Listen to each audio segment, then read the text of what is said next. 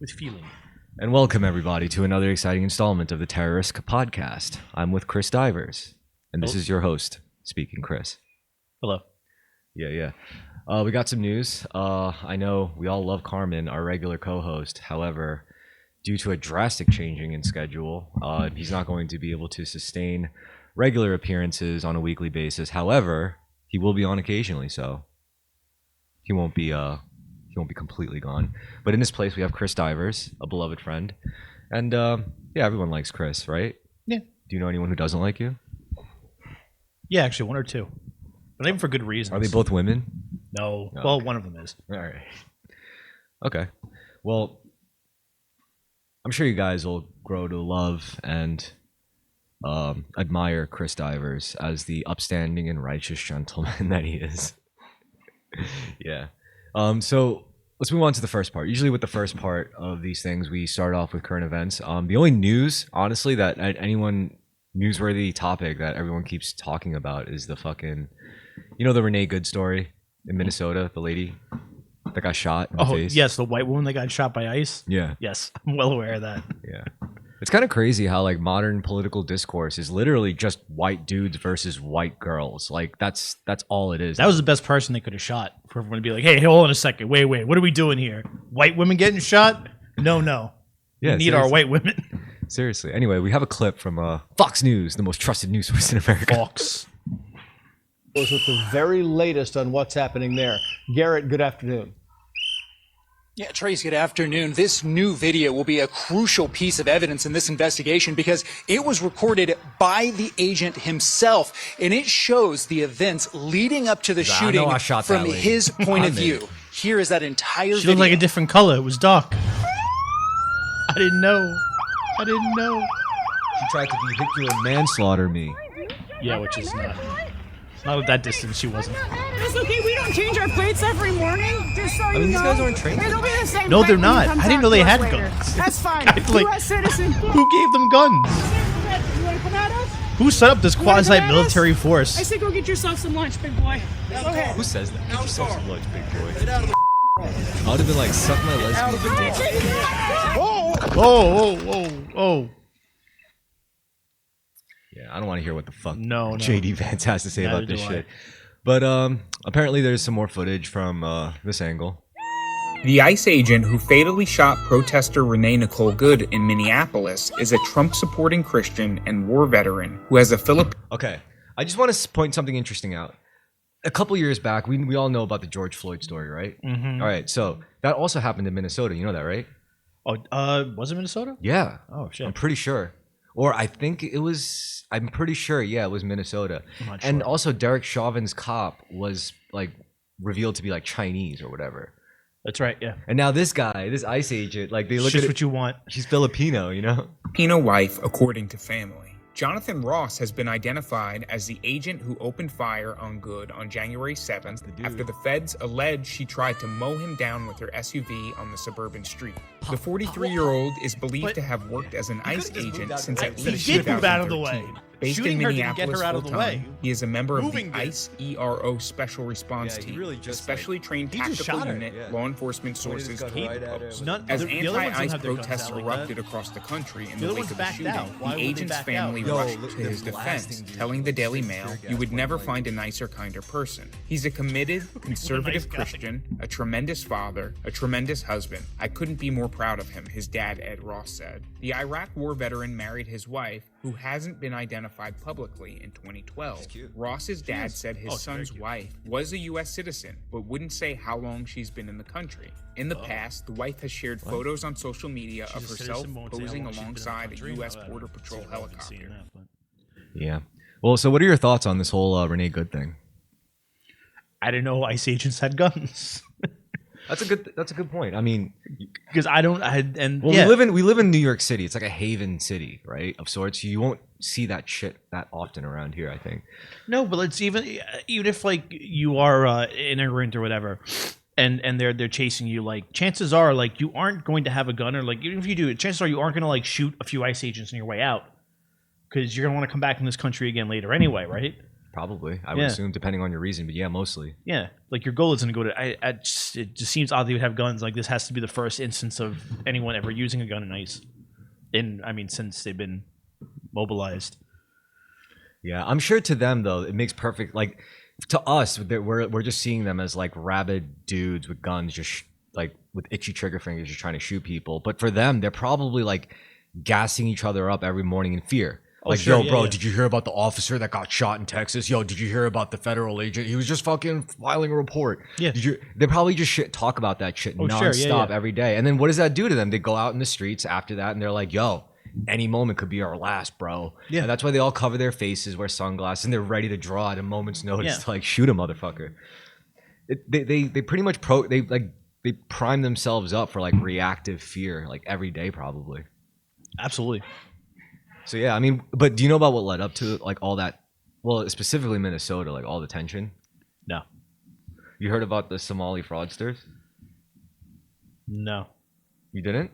No. Is that The Quality Leering Center? You didn't hear about that? That I think I heard about. Yeah. Okay, so you know how like a lot of cities in America are like home to large populations of refugees, particularly There's like towns there, right? Yeah. That are like just for like towns that had a population of like 30 of just random Minnesotians, and then they throw in like 100 Somalians or something. Yeah. I've heard about those. Yeah.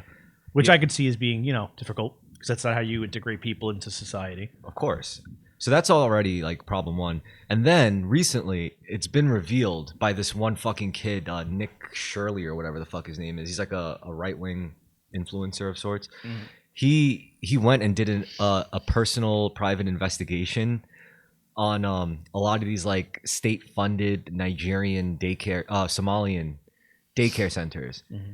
And he goes to them and he's like, "Where are the kids? There's no kids here." It was clearly a front. Like, like they weren't real operational daycares. There's a lot of those. And there was so many of them. So it's like, we find out that it's like, it was some insane number. Like they were all together, like it was being like embezzled, like basically the taxpayers' money was taking like there's programs and they're using that taxpayer money from these programs to fund these things, but they're actually just pocketing some of them have money. terrorist links and shit. Sure, and we're talking about like half of the GDP of like Somalia or something, like the country itself. Oh, wow. Yeah, it's like billions and billions of dollars. Mm-hmm.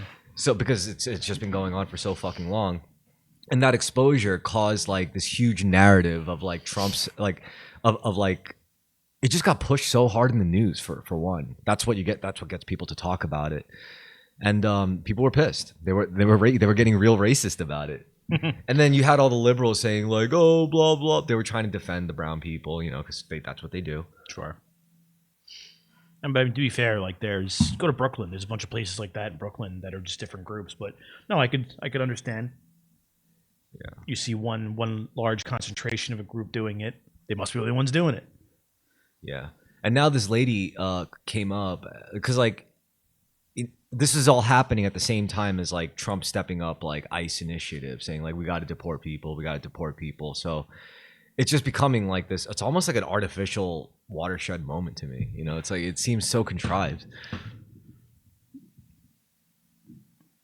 So basically this is what goes into this where Trump is ending legal protections for all Somalians? Yeah. I mean, the increased presence of immigration officers in Minneapolis began in December, intended to focus on the city's large Somali population. The Trump administration is now saying it is ending the temporary protected status program for Somalia, meaning beneficiaries will lose their legal status and work permits. The move is expected to impact roughly 2,500 people in the U.S. who are covered by or applied for the deportation protection. CBS News immigration and politics reporter Camila Montoya Galvez joins us now. Camila, why is the administration ending TPS for them now? Well, Lindsay, the backdrop here is that President Trump, of course, has focused intensely on this community, often describing immigrants from Somalia in derogatory terms and harsh language, saying they should go back to Somalia. In one case, during a cabinet meeting in December, he said that they were garbage and that they were not contributing to the U.S. And of course, his administration, Lindsay, has also highlighted to a very significant You degree run the scams. massive You can run fraud a scam scandal or in two. It doesn't make your Minnesota entire that has race implicated garbage. members of the Somali community to justify a government-wide crackdown on this community. That is the backdrop. The other component here is that the administration, as part of a larger effort, has tried to revoke the legal status, the temporary protected status of hundreds of thousands of people from other countries like Afghanistan, Haiti, Cameroon. All right, so and these are the Venezuela. countries: Afghanistan, Ethiopia, Cameroon, Haiti, Honduras, Nepal, Nicaragua, Myanmar, Somalia, South Sudan, Syria, Venezuela. Some of these countries I kind of like. Myanmar is actually pretty fucking, it's pretty grimy. I mean, in terms of their crime, like organized crime syndicates and shit. Yeah. I don't know anything about the Middle East shit, like with all the Syrian fighting units and stuff. Yeah, who knows what's really going on there? Venezuela, that's another hot one. Interesting. Well, so that is Venezuela. part of that larger effort as well. We should point out that this is a relatively small fraction of the Somali immigrant community in the U.S. who will be affected by the TPS termination.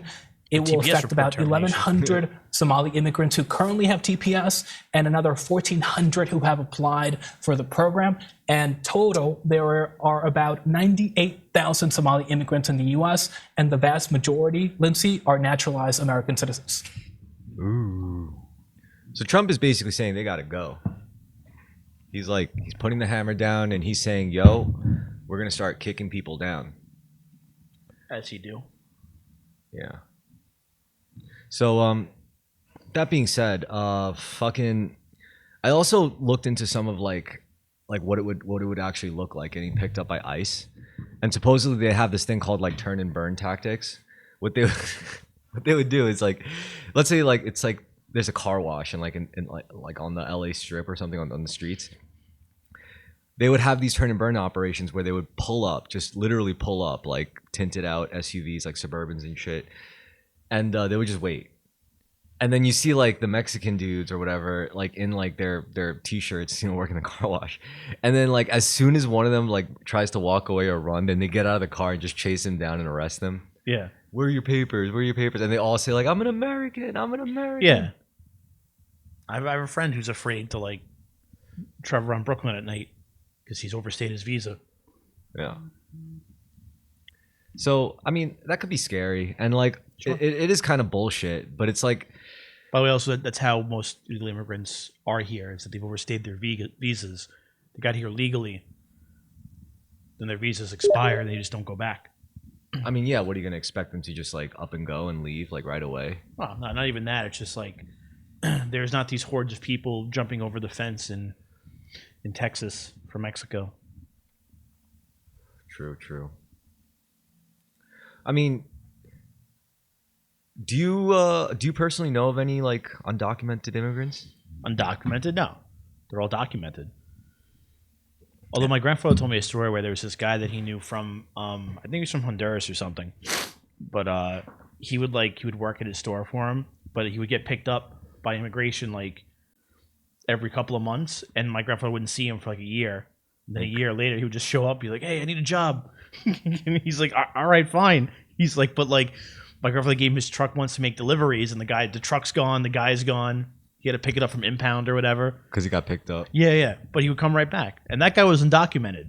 But because he was undocumented, they knew he was. They knew where to find him. Because he would go back to the same places. It's like, come on, Enrique. Yeah. It was pretty much like that. Like, my grandma would be like, no more. He's like, every time I hire you, I lose you somehow. He's like, no, I'm good, I promise. Jesus. My coworker, his dad was here illegally, but he was born here. He's Dominican. And his dad used his social and everything to get a job and completely fucked my friend up when it came to like doing taxes until his dad finally got deported. Jesus. Yeah. And that was a few years ago. But they figured out like there was already ways to find out people who are here illegally or undocumented without like running through the streets, pulling people off of like from work, asking them to show their documentation. Like ICE has existed. ICE has been around for a while. They're kind of just very militarized right now. Yeah. Which is not. I don't see it working better. I just see a lot of fear. Oh yeah. Yeah, and untrained people with weapons.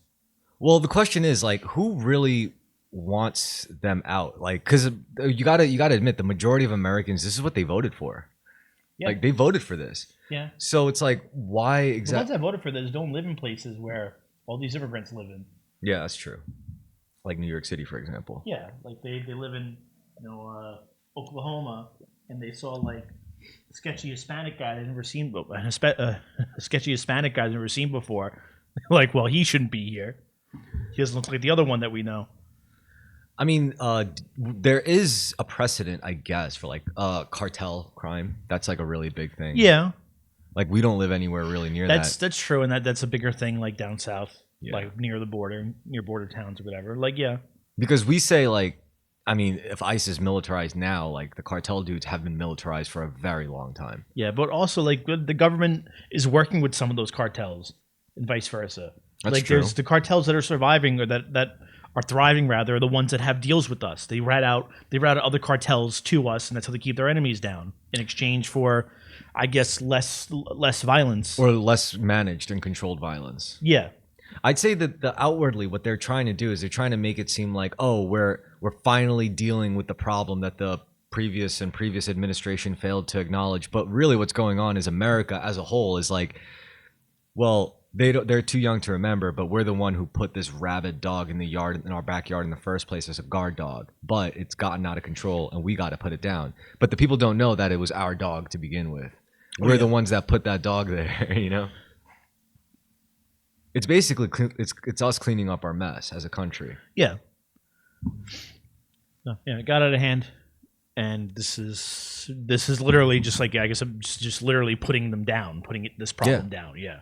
Yeah, until they prop up something else and then the cycle repeats. Because you can't, nature abhors a vacuum. Like, something else is going to take its place. Absolutely, yeah. You find someone else to blame. Unless we just annex it, like annex Mexico and annex, like, make it all American. I don't think they want to do that. Maybe. No. How much oil does Mexico have? I saw a chart recently with how much oil reserves a few countries like have, and like I know Venezuela has obviously way more than we do. Way more they used than to. Saudi Arabia. Yeah, they used to. Now it's ours. But I know Mexico has oil reserves. I don't think enough though. Enough that we'd want to annex them. I think what Mexico really has in this Canada, on the other hand, though, 51st state, a whole lot of oil. I mean, like, yeah, oil is all of Canada is 51st state. I always liked it when he said that. Yeah. All of Canada will be a state. Snow Mexicans. I mean, yeah, like everything from Mexico and below. It's like the thing about that whole territory is there's areas that are so fertile, like golden areas for like that's the perfect place to run like a cocaine operation or like any kind of drug or narcotics. Yeah, it's yeah. I mean, that's where it grows. Yeah, because of the environment. Yeah. So I mean, there's the oil aspect, but then there's also the narco aspect. Yeah, I don't see the government controlling necessarily the growth and distribution of cocaine or heroin. Unless not directly, like they either have to legalize it or make something better. Right, and I don't think they're going to do either one. I mean, there's the pharmaceutical companies always doing that. Well, there is medical. You could be prescribed cocaine. Yeah, that is possible. Dude, they have ketamine therapy clinics. Yeah. But like that shit does exist. So there's already a controlled form that they can synthesize that they could sell if they wanted to recreationally. Yeah, but they won't do that. It's just because you can't justify it. You can't justify it. No. So there's no point in them completely owning the means of production when it comes to making narcotics. They can only own the asshole who owns the means of production to the narcotics. Right. Now, if they could find a way to tax it, it's another story. I believe that's kind of what's already gone on. Like, that's why we're not like, who are the drug cartels whose boats we've been shooting off, like blowing up? Venezuelan boats only. Drugs come from way more countries than Venezuela. Of course. Yeah. So why is it just them? Because I think the Mexican cartels, or at least some of them, are in much tighter. 100%. More dangerous, way more deadly. Oh, sure. Yeah, that too. Yeah. Yeah. Shit. I didn't even think about that. You're right. I mean, look, at the end of the day, it's going to happen. Like, But it's funny because like Cyberpunk 2077, I was just playing that recently, and they predicted it. Like the whole backdrop of why everyone's like there was a huge market for prosthetics. It's because in that lore, in that universe, America, like there was like a World War III that was sparked from in South America. Yeah. And back then, people were like, "Oh, that's interesting and fantastical." But then now it's like, I don't know, man. It doesn't seem.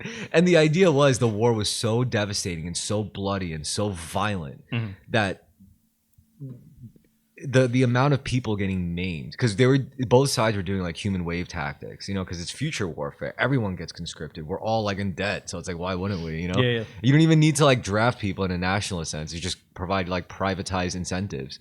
Like private military companies would just hire you off the street. It's like, yeah, go, and then it's just like you'll probably die, but if you don't, we'll pay you.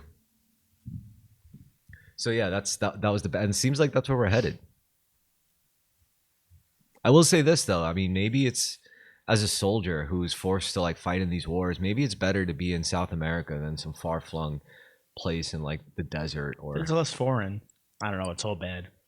They're ready for the jungle. I mean, would you rather like kick doors down in like poor fucking farming villages and shit, or would you rather kick doors down in like lush tropical areas against like drug cartels and shit? Like, yo, you know how much shit they're gonna steal? Think of the mosquitoes.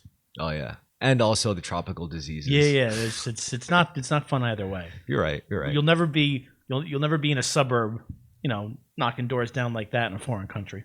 The only good part is, I guess, is soldiers these days, they still have access to like Amazon and like eBay. Yeah. Apparently that really like that kind of shit really like improves the quality of life for service members. They're like, dude, I get to buy adult diapers. You know how awesome that is? Like, I used to think about, you ever have to in school have to write write letters to the troops or something like that? Yeah. I used to the last year I had to do it. I think it was I was way too old to be doing that. We all were. And I just wrote nonsense, just asking him stupid ass questions. And I just thought who is he really looking forward to this letter? Like soldier such and such in Afghanistan, he's like, oh great, the children's letters have come. This will make me feel like normal and okay again, because children write me letters back at home all the time. Did you ever see the show Generation Kill? No. Such a good fucking show. It's like a modern version of Band of Brothers. Okay. But it's like way more fucked up, and it's like way more I don't want to say satirical, irreverent, I should say. Okay. Like there was this one scene where they were one of these, I think they were going through the kids' letters, and then they were just like pigs about it. But then it was about the show's about Marines. So I guess that's what I mean though too. Like, is he really go great? Like, Timmy Jr. back in Ohio wrote me a letter. It's like I'm 9 years old and I'm from blah. I'm a little, it was a little girl, and they were like, oh, that's fucking hot. And he was like smelling the letter. It was fucked up. Dude. See, that's what I mean. I even knew that when I was younger. I'm like, they're taking this just as not seriously as I am. Yeah, it was fucked up. It was fucked up. But it was it's a show worth watching. You got to see it. Skarsgård plays like a lead role in it. But the best character is this motherfucker Ray. He's like this, just, I don't know how to describe him. He's like the Little Rob of the unit, beloved, but just like an animal sometimes, So funny. Like, it's just no circles complete without that type. Generation Kill, highly recommended. 10 out of 10. Yeah. So yeah, that's pretty much where we're at going into World War III. There's even we even got some interesting propaganda. They finally made a psyop anime. I do like propaganda. Yeah, it's right-wing propaganda too. That's the best boy, part. that's the best kind. Yeah, because we've got so much woke shit. This whole, is this the one? No, it's the 18-second one. But to be honest, it is fucking intense, if I do say so myself. I just gotta find the right one.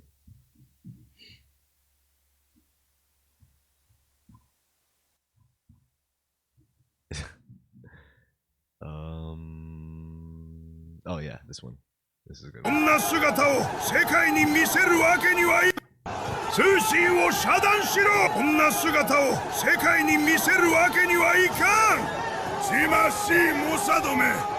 奴らが裏で糸を引いている。フィレラ私がマドロのようにただ横たわると思っているのか。全員撃て。 Crazy, dude.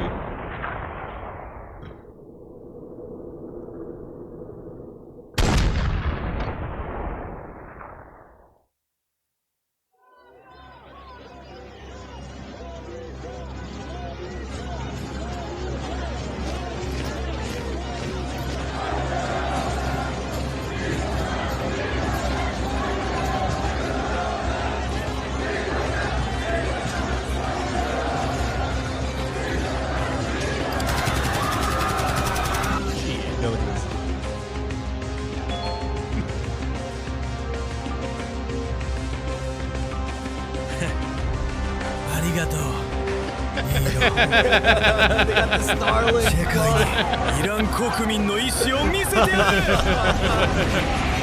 りがとう、イラン。They're all tweeted out.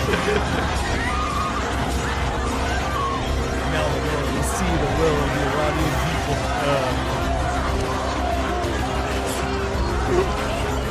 What's going on in Iran? Thank you, X, formerly known as Twitter. ありがとう、イラン。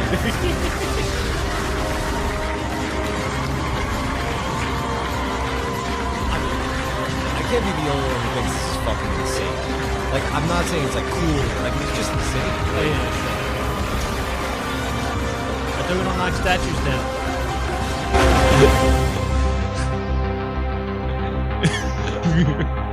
Allah casts his judgment.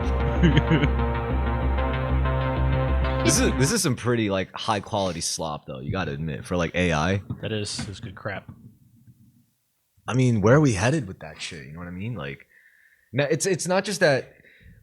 Like, it used to at least take like a year or two before something like this would satirize like political events, but now it's like, you know, like Yeah, so much faster, accelerated. it's true. People are getting too good at using AI. It's not that people are getting too good at using AI. I think it's that people are finally learning how to make AI use each other. How to best utilize AI? Like, what do you mean? You know, like I'll give you an example. Like I've been doing a deep dive into like I finally understand how computers work. You know, like because like there was a time when I just had like a lot of time on my hands and I had a bit of extra money, so I was like, let me just upgrade my computer or my computers. Like I upgraded my T430 and shit, learned how to do it, loaded it up with Arch Linux. I use Arch, by the way, and now that I did that, I had to figure out how to like do everything from scratch because Arch Linux is the distribution of Linux. That's just like a blank slate. You know, you don't even get like a desktop. You have to like kind of figure out how to like add your own Windows manager and all that, window tiling manager. And then basically you get into configuration files, and that's how you really control everything, like the font and the text and the layout and the formatting of everything. And also you also have to configure your text editor, which is big because that's how you make programs and that's how you script shit. You know, like you have to get into the code or get into programs like scripts, and then you have to alter it or configure it for it to do what you want, like if it's a program. So I had to learn how to do all that, but it was this mix of like learning how Linux works and also fucking with the hardware, like learning how to swap in new RAM sticks, learning how to like upgrade the memory, learning how to swap a GPU, learning how to do all that, swapping the processor even. The T430 over there, that's like it's a crazy laptop now because that's like an ancient brick. But I loaded it up with an i7 processor, a fucking like 32 gigs of RAM, fucking hooked it up where it's like it's pretty crazy. And like, you know, it's learning how to do that. And then I'm realizing now like how esoteric that kind of like knowledge is becoming. You know, it's I kind of have this belief that like if you spend most of your time computing like fucking on a small screen, it's gonna make you stupider. Whereas you need like a full monitor to really get like actual serious work done, right? Yeah. But then like I also realized I wouldn't have learned all this so fast if it also wasn't for AI, because AI was always that teacher or the one that was. I mean, if there's like maybe AI won't help you get a girlfriend, but AI will sure as fuck teach you how to like get into the configuration files of a Linux distro and then be able to fuck around with shit. It'll definitely know exactly what parts your motherboard needs. You know, it'll know that is what it's really good at, which I guess is kind of redundant, right? Obviously, that's what it's supposed to be good at. at. The computer brain is going to be good at computer stuff, and that's what I actually had the opportunity to use it for. So I have no complaints. Whereas I get other people, they're not involved with computers in their day to day as much. So it's like for them, AI doesn't have as much of a significant impact on their lives, you know? Yeah, they don't see the use in it, or they don't see how to best utilize it. But now it's getting worrisome because like now like RAM. Did you see the price of RAM sticks go up like tripled?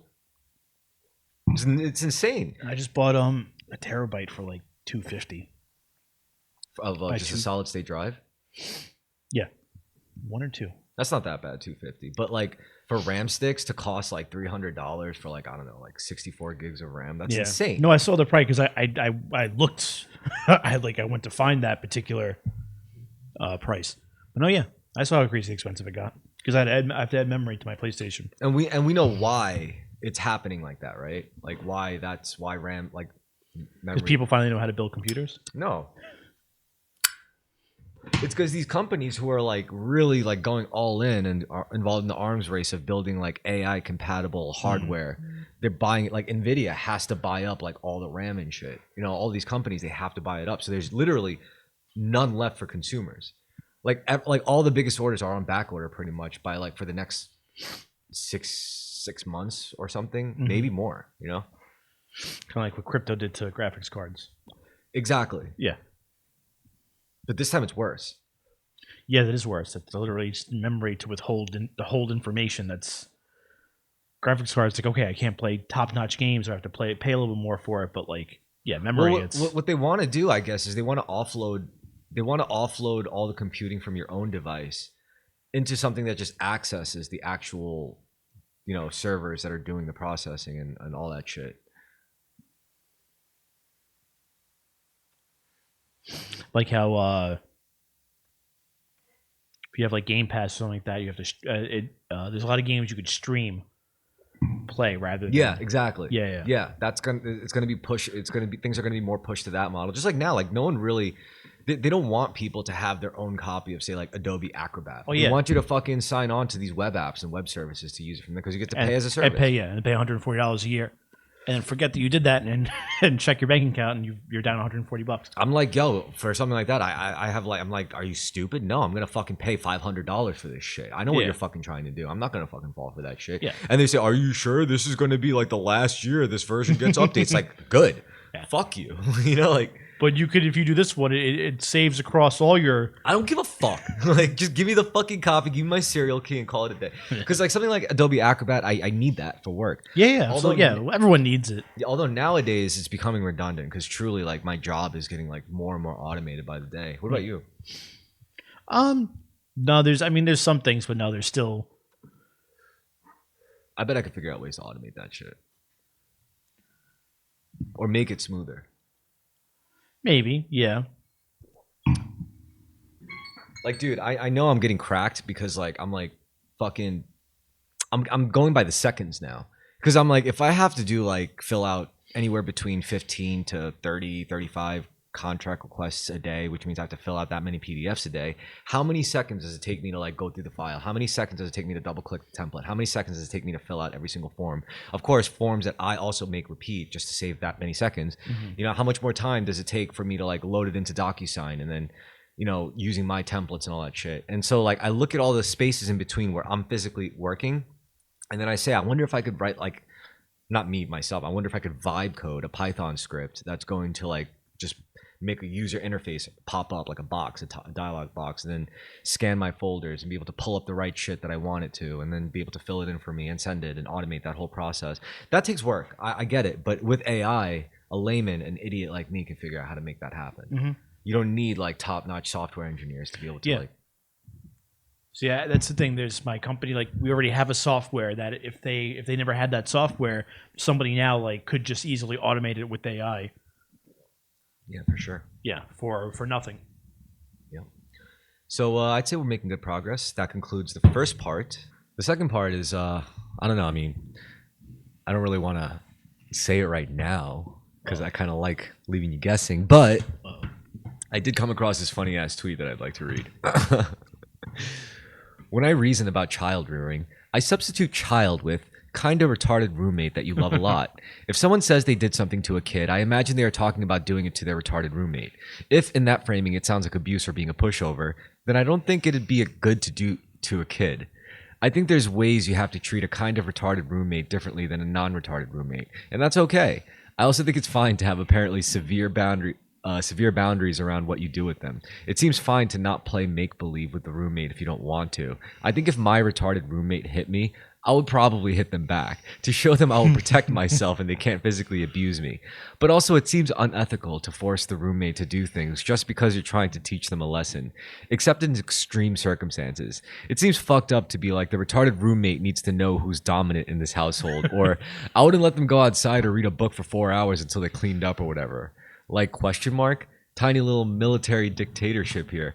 I mean, all right, so the big thing about what this really spells out to me is that like our generation is like and younger, we're like totally fucked when it comes to like ideas about parenting. Why would you say that? You don't think so? Our ideas of parenting are fucked up? Yeah, our generation. I haven't seen the fruits of our generation's the way we parent, the way we were parented. The way we parent. Oh. I don't know. I haven't really seen the fruits of that labor yet. I haven't seen how retarded these kids are. That's true. Me neither. Yeah. The only retarded things I see are the shit that the parents say. You know. Oh, the things they say are sure, but I think that's always been that way. Yeah, you're right. But now it's like time will tell. But now we have social media to give the like. Also, yeah, so we could see like second by second like what stupid people think is a good idea. Yeah. Yeah. But that has to affect the macro behavior of parents too, right? Like some people are just oblivious and just don't. That's why they put it on there to begin with. That or they just don't really care about the raising a child properly. Just all they care about is being right or something. I don't know. Yeah, maybe. I don't know. Because now there's this whole backlash against woke, right? Woke culture. Yeah. And the whole idea is that like, oh, look what it's doing to our kids. Like that was apparently the straw that broke the camel's back. Like people in America, like in Minnesota, Oklahoma, or Texas, like they didn't care to see like little boys on TV in tutus and dresses and in their own kids' schools and shit. They were like, hold on now. Like my cousin's kid was bored. Was he like 10? He wanted to, he had costumes. He had different superhero costume ideas. He wanted to run by me. So like he just dressed up in weird stuff. Didn't make him, I don't think he was like affected by the wokeness. I don't think wokeness made him want to play dress up. No. I don't think he has weird questions about why do some people dress like this. Like, I don't know. I think all that stuff is way blown out of proportion. I think it's more affected, it's more socially enforced for these kids. Like, you know, usually if it's like an only child growing up left to their own devices, they're just like, I like my video games, I like my toys, I like my cartoons. You know, like, but then it's like once they go to school, then it's like, you know, the girl in class might be like, you have to be respectful to me because I'm a woman and blah, blah, blah, and feminism. Or it's like, you have to be respectful to that boy who talks like a girl because, you know, otherwise you're homophobic. They're all little boys. They'll talk like girls. I know. You know that one boy in class who was like, before you even knew what gay meant, he was clearly like, that gay. kid. Yeah. I had one. There's something off about him. Yeah. Not a bad way, but there's something. Yeah, he's a nice enough guy. It's just there's something different. He's a little different. He's a little zesty, you know. So I think that's when like the shit kind of like kicks in. Even if you have siblings, because then your older sibling might go to school and then come back and start talking about the things that they saw. So it already hits you before you even get to school. So then homeschool your kids. I don't know. Like there's always going to be that. People try homeschooling their kids, but it turns out that just makes the kids like socially retarded. Like 30, 40 years ago when they were like, you can't be mean to gay kids at school. Like for the first time, I'm sure their parents were like, well, how am I supposed to explain to my kid that they is can't, wrong? Yeah, that they can't beat up the gay kid. I got to accept that. Yeah, like and then 20. I was gonna say like 30. Even 30 years before that, 20 years before that, it was like they have to be nice to the black kid at school. I know one thing. I know Mike. If I ever had kids, they'll never be bigoted. However, it won't be in a way that's going to satisfy anybody, like anybody else. Like everybody else is going to be like, "Is your kid really like not prejudiced? You're not prejudiced either." I'll be like, "Yep." And it's like, "How? Like why?" And then I would tell them, I would look them straight in the eye, and I'll be like, because I think everyone is the same soul living out different lifetimes in different bodies. We're just different versions of each other. And then they'll be like, how am I supposed to explain that to my 8-year-old? At first, people will be like, oh, that sounds nice. But then they think about it and they're like, wait a minute. Like, what about Hitler? What about Osama bin Laden? I'm like, yep. Unfortunately, yeah. Yep. Charles Manson, yep. I mean, that's in all the major, like, if you go deep enough in religions, that's what it's saying. Like, love thy neighbor, forgive. Yeah. Like, because it's not just the fact Jesus would have forgave Charles Manson. And the reason you forgive them is because we're all children of God. Whether they're evil dictators, murderers, rapists, pedophiles, fraudsters, they're still different versions of us, like, so. But then that's the kind of narrative where it's like liberals will hear that. It's like, what do you mean I share a same soul with George Bush? It's like, yeah, bitch. Or like a conservative will be like, what do you mean I share a same soul with Jews? Yeah, I'm sorry, dude. Like, and the Jews will be like, what are you talking? One person, they're like, all the Jews? And the Jews will be like, what are you talking about? Our souls are special. We're the chosen souls. I'll be like, nah, fuck you. It's like my form of like equalization is supposed to piss off everyone. And that's why I believe in it. Because it's not satisfying to anyone. And that's why I know it's correct. So, by the way, I can't tell if conservatives hate the Jews or love the Jews anymore. I don't know which. I think real conservatives, real ones hate the Jews. Oh, yeah. Well, they hate everybody that's not them. Just like any far group. Actually, you might have a point there. I think that maybe I'm wrong. Maybe it's the neocons that hate the Jews, and the traditional conservatives like the Jews. Yeah, I think it's better. As far as America's concerned, is it? Anyway. Right. Yeah, we've had Jews since like founding father eras. We've had them for quite a while. Thomas Jefferson owned a copy of the Quran. Really? Yeah. I think everyone should read the Quran. Yeah, everyone should read every book. Yeah, exactly. Yeah. Just reading that book doesn't make you I remember someone was saying like, "Oh, doesn't it piss you off that Mamdani was sworn in on the Quran?" I was like, "I think everyone should fucking read the Quran." I think people should be sworn in on the Bible. I think everyone should be sworn in on the Constitution, but that's besides the point. Yeah, that's a good point. So who cares what they really? Yeah. I forget what Mamdani. I think I was at like the tire place because I had to get my tire changed the other day, and it was like the 5th or the 4th, and this guy came in. He was complaining how like every year he forgets to renew his registration. And like they know, like once your registration expires, like they know which cars to go and check on and give tickets to. So he's complaining about that, and he's like, every year I always forget. This always happens to me. And then on his way out, he's like, I guess Mom Donnie needs that money. It's like, you just said this happens to you every year. Like, but the new mayor wants your money more. Like, what are you talking about? These are just shit. These are just things that people say just to have something to say, I think. Oh, absolutely. Yeah. Yeah, it was literally, he's just one of those old guys that like, he's like, I need someone to talk to. I need someone to pay attention to me. Yeah. I mean, that to be honest, like that kind of proves we're still alive. That's true. The only way people know that he exists, the only way I know he exists because he's bitches. He's bitches. That's who he is. They say we are what we can't stop doing. I do like a good bitching. Yeah, I do like. I like doing martial arts, smoking weed. I like that too. Yeah, but child rearing, goddamn, can't imagine me having a kid. Ooh, a cool day in hell. Because I already know, like, fucking life is gonna get so reckless and fucked in the next, like, 20 years. I mean, not fucked, like, as in all bad. It's probably gonna be some good stuff, too. It's just gonna be so intensely different than what we know. Oh, yeah, absolutely. I'm ready for it. You have to be. If you're not, then you're just gonna fall to the wayside. Yeah, like the industrialization era. Any era. If you don't adapt, die or adapt. Adapt or die, that's better. Do you feel like you're adapting? Yeah. Yeah.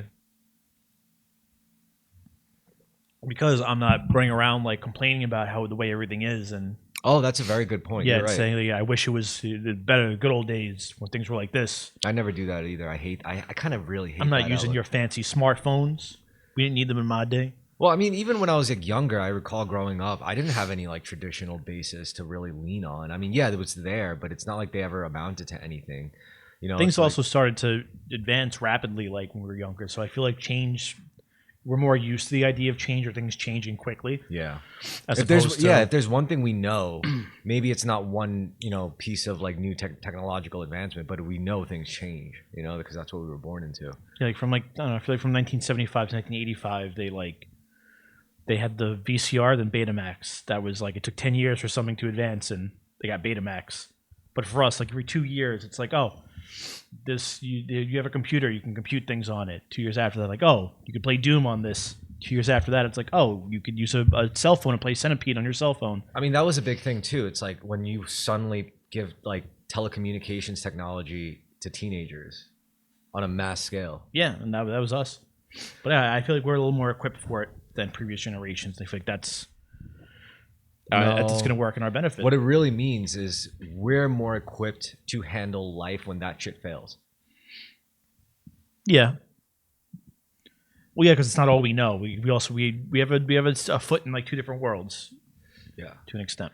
Because like the whole thing is, it's like now we're all pretty much equal. Because if any one of us got a flat tire, we could just pull out our phone and be like, "How to change a flat tire?" But there's people who don't do that, who just go like, "I can't change this. I don't know how to do that." But by then, it's like you're lucky to even be alive. Yeah, no, I agree. Seriously, yeah. like, I can't imagine like you're still living in this day and age where you don't think of solutions in that way. You know, like that's fucked up to me. No, I agree.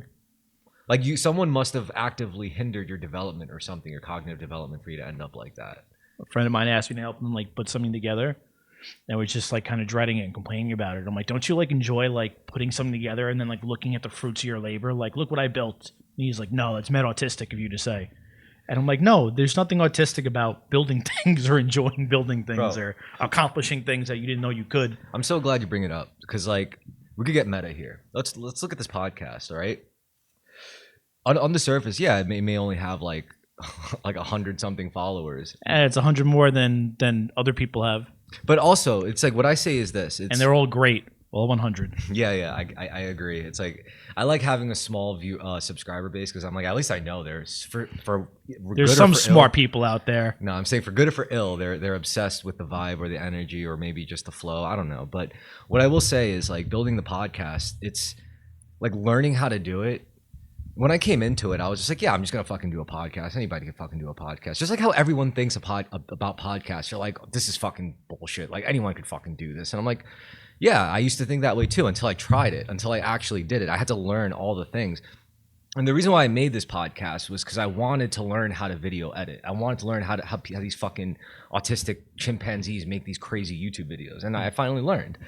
So now I get to like, put my own spin on it. And that also connected and like converged with my music production journey because I put more than a decade into like learning how to produce music. And then here comes AI to just like, it's basically putting like go juice into the fucking combustion engine, It's like crazy. And now I'm like super powered. But it's aside from that, it's like building something, like actually looking at the fruits of your labor with the podcast. It's gotten to the point where it's like, so every once in a while, I'll see someone say something like, oh, I should just do a podcast. Like anyone could do it. And I'm like, do it. Fucking do it. Like if you really feel that way, fucking do it then. And then, cause I know, I'm not going to sit here and complain like, oh, it's so much work. Cause it's really fucking not. Like logistically, we're just sitting here like bullshit. We're doing what we would do like without a mic in front of us, But even be that as it may, like keeping the consistency, the production, the shit that people don't see, that's hard. Like that took a lot of work. Cause like the first like 100 episodes, all that shit felt like a grind to like record, to layer the tracks, to fucking make sure the leveling's good, and to cut out parts, and then to post it on YouTube and to edit it so it fits in YouTube standards and guidelines. Yeah, it was a huge grind. But then now it's like so automated, and I got it so streamlined because I'm so used to the process after repeating it so many times. Now it's just like click, hotkeys, click, shortcuts. I have my templates already set. Like it's easy. So, like I feel like I don't want to stop now because I keep learning I keep learning more about production and editing the more I do it. And like now I know how like filming works. Like I understand the concept of like an A roll and a B roll. I understand how to actually gather B roll. I understand like the different categories and archetypes of shots, like wide shots, close up shots, pan out shots, and all that shit. Like it's and this is all just because I want to start a podcast. I want to make a podcast. It's like, I don't know, maybe I might be off base, but I feel like most people would just kind of like not even take the first step, I was listening to this thing earlier about how, I forget what awards group it is, but they're creating an award for like best podcast or something like that. Like it might be like the Peabody Awards or something like that. I don't know, like something a little official. And I was listening to a radio program talk about it, and they were like, because Joe Rogan's not going to win it, and they weren't saying I think Joe Rogan is the best. But Joe Rogan's the first. He's like, but Joe Rogan's not even the first. Like Joe Rogan went on. Tom Green was the first one to have a podcast. He invented the whole concept, and he had Joe Rogan on it. And there's like a clip on it where Joe Rogan's like, how'd you think about, what made you think about this? And Joe Rogan's like, how can we make money off this? Tom Green's like, I don't care about that. Yeah. But fucking Joe Rogan went and figured out how to make money off podcasts and created this whole thing of people looking at it and going, oh yeah, I could do that. Well, let me tell you why I like podcasts. I like podcasts because they remind me of that time in the 90s when I was in like the backseat of my dad's car, my aunt's car, my grandma's car, and the radio, FM radio was on, and I was just that like, weird guy from around the corner's car. And in between the songs, I would be forced to fucking listen to like over and over again. There would be moments where the DJs talk, the talk segments, like Scott and Todd type shit, or Opie and Anthony, like shit like that. And I really enjoyed that stuff. My family members enjoyed it so much they would buy like entire albums of their like crank calls and shit. Yeah. So yeah, I really appreciated that. And then like, fast forward, I look around now and I'm like, that's what podcasting is. It's all of that. And I would love to do that. And objectively, you could like reach more people than like any of these like famous ass like WPLJ radio stars. Well, you could, yeah, because I mean, the people that listen to radio is really dying out anyway, and podcasts are much more. Even though it's almost the same thing, they reach more people. It's more modern. Yeah. Even though they still have, like sponsors to, at least the bigger ones allow themselves to be corrupted by sponsors, just like a radio station would. Yeah, for sure. I mean, like NPR is supposedly public radio, but they're clearly like shills. Not for, no like, more than yeah, not. like, Not no more than not. Yeah. Free speech? I don't think so. Yeah. Free speech. If you want your free speech, you got to do it on X. Yeah. Yeah. Yeah. We have one forum for free speech. It's X, and Elon was like, I don't know if you saw that coming, but he definitely made that master stroke move. Yeah. No, it's a smart move to buy Twitter. I wouldn't say it wasn't. Yeah, 100%. Yeah. But Elon still, compared to the founders of that whole side of things of the internet, like he's still one of the new kids. Like out of the OGs, Mark Zuckerberg is the one who's still left standing. Like Bezos is out, Gates is out, Jobs is gone. How's Bezos out? Bezos? How's he out? What does he do? Doesn't really run Oh, shit. he's all right. I see what you're saying. Yeah, like Zuckerberg is still in there trying to he's like the only OG founder standing. Yeah, no, you're right. Do you know how retarded that motherfucker is? Like he literally failed upwards. Yeah. He fucking he started Facebook before he even was old enough to drink. He fucking made a huge failed bet on like mobile. That guy's never had a drink before. Yeah. Yeah. Maybe he's never had physical sex. I don't know. Like, well, I mean, I think he's had physical sex. I think he's had emotional sex. I don't know. Did you see the BlackBerry movie? No. It's kind of like part of that is like the. Oh, I did see the BlackBerry you did see movie. It's yeah. really good. Yeah. But yeah, part of it is how like there's the sales part of it, like Dennis's, Glenn Howerton's like what he understands, and then the nerds and what they understand about phones and texting and like networks. And I stuff love like movies that. like that. I enjoyed that movie. Like you like really The Big good. Short. Yeah. Or there was another movie. Fuck, it's all. I was just thinking about it. I would say I like the BlackBerry one because it's not. You could argue like, oh, it's a product placement movie, but it's like, no one's buying BlackBerry, so it's not a product placement movie. It's not like Barbie. It's a legacy product. Movie, biopic, which is better, I think. Yeah, yeah. Like Air Jordan. Did you see that? No, but I heard about it. That was a good one. I heard it was good. Yeah. Yeah. Matt Damon and Ben Affleck and a bunch of guys, right? Was it Matt Damon? Yeah, I think so. Right, he's the one trying to sign Jordan to. Yeah. Young Jordan. Yeah, that was a good one. I recently saw another one that has to do with fentanyl, like pharmaceutical drug reps. It was Emily Blunt, she's so hot, and Chris Evans. Okay. Yeah, she was like a former stripper turned farmer rep, and Chris Evans was like a sleazy farmer rep, and they made a lot of fucking money pushing an IPO for a private product concept, which was the fentanyl shit. Mm-hmm. Because back then, apparently, like to get access to painkillers as like a chronically ill patient, like you were only had like access to these like stupid ass morphine lollipops or some shit. And then they one company came out with this this fentanyl spray or something. It's just something you put under your tongue. It was a lot easier to take, but they kept getting hooked on it. Yeah, and there was like all these fucked up side effects, and like it was basically being hooked on heroin. They became junkies. Yeah. And like by the time they were so successful, it was like the side effects. It was too late. Yeah. Yeah. So you know, everyone like they got in a lot of trouble, and it turns out like they said like there was a major uptick in success rates, but what they didn't mention was that in the initial human trials, they were all done on like stage 4 cancer patients. So it was never meant to be like, oh, I have a headache. A long term, Yeah. It wasn't meant to be a cure all for every little. No, like, no, it was supposed to be. Oh no, I'm sure. Yeah, that's what happens to a lot of drugs. They get their original purpose gets distorted, and like because painkillers is the one that's tricky. Yeah. Like that's the one where it's like, you know, you can't tell the difference between like, oh, I have chronic headaches, I should go to the ER like and get a brain scan. No, it's like I'll just take a fucking, you know, painkiller. Yeah, like exactly. I'll just max pain that shit. It's so accurate. And then everything goes in slow motion. Yeah, I could go in bullet time. Actually, I want to see a Max Payne movie with everyone else seeing Max Payne when he takes his painkillers and goes into that mode, like, yeah, like he's. It's not like he's nodding and like nodding off, like. Impossible to shoot. He's surfing right now. This guy. Yeah. Yeah, no, that's what happens. And also, I mean, back then too, the best part was like you could go see fucking 10 doctors and get your prescript 10 times because no one knew who was prescribing you what. I'm trying to think of other legacy product media. There was a show recently I was watching about Guinness, the beer. The show, the drama about the Guinness family. Yeah. Yeah. What about? I haven't watched it. I heard about it. I'm like, really? I'm like, they just want another like Peaky Blinders type of The Crown, I feel like, type of show where it's like, oh, look, let's watch a show about rich people doing rich people things. For sure. Yeah. For sure. But I did learn a lot watching the show. I learned that like Guinness was probably like the most profitable export coming out of Ireland for a while, you know? Do you know how many Irish people like work for Guinness? Like it's insane. It was literally like rivers of black flowing. Yeah. Every pub that serves Guinness in Ireland, Guinness comes in checks. And their taps, no, he's fine. He won't touch it. Okay. I also know that in you turn. Like Coca-Cola?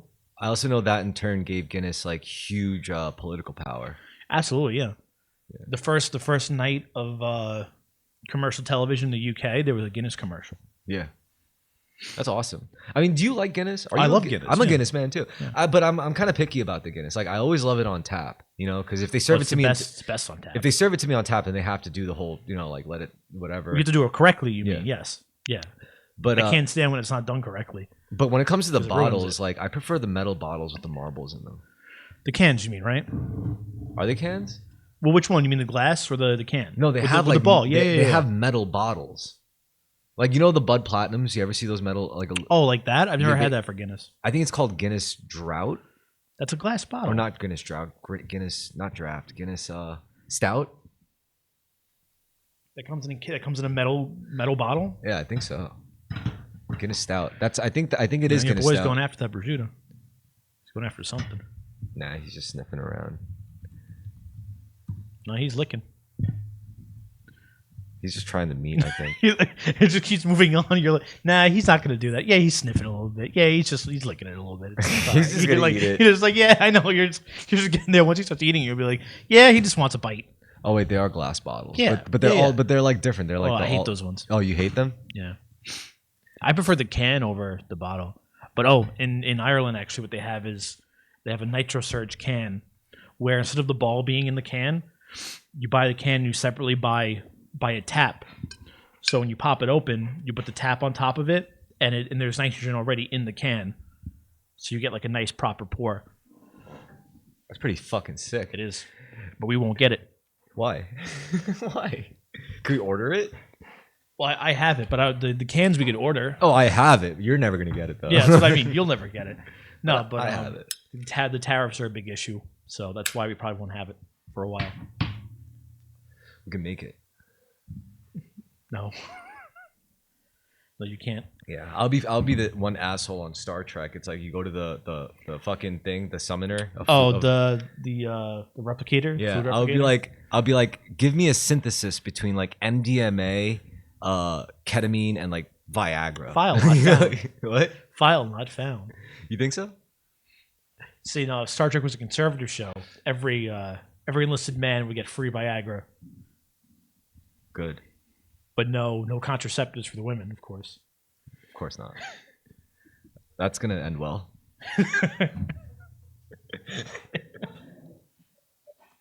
I've always wondered, like, you know, how those systems work. I mean, the military is one thing because everyone's like supposedly disciplined, but I know there's Oh, cases they fuck like crazy over there. they do. Yeah, I know yeah, they yeah. do because like I know athletes, professional athletes, like Yeah, they plan on it. Like they know whenever the Olympics come to town, like there's gonna be a whole lot of fucking going on. I mean, because we're talking about like the best people. Yeah, physically, yeah, exactly. You know, like, yeah, converging. They're It's like the top of the top, and they create super athletes if they want. yeah, That's one of my friends was talking about that. Like that's it's a part breeding of like program. that's what my friends are talking about. Like if you look at some of like the biggest sports stars right now, a lot of them are the kids to other like huge athletes. Not necessarily famous athletes, but super athletic people, like people who ran in the Olympics or competed in this or that. Dude, martial arts is like no different. Yeah. A lot of them are like have legacy gifting.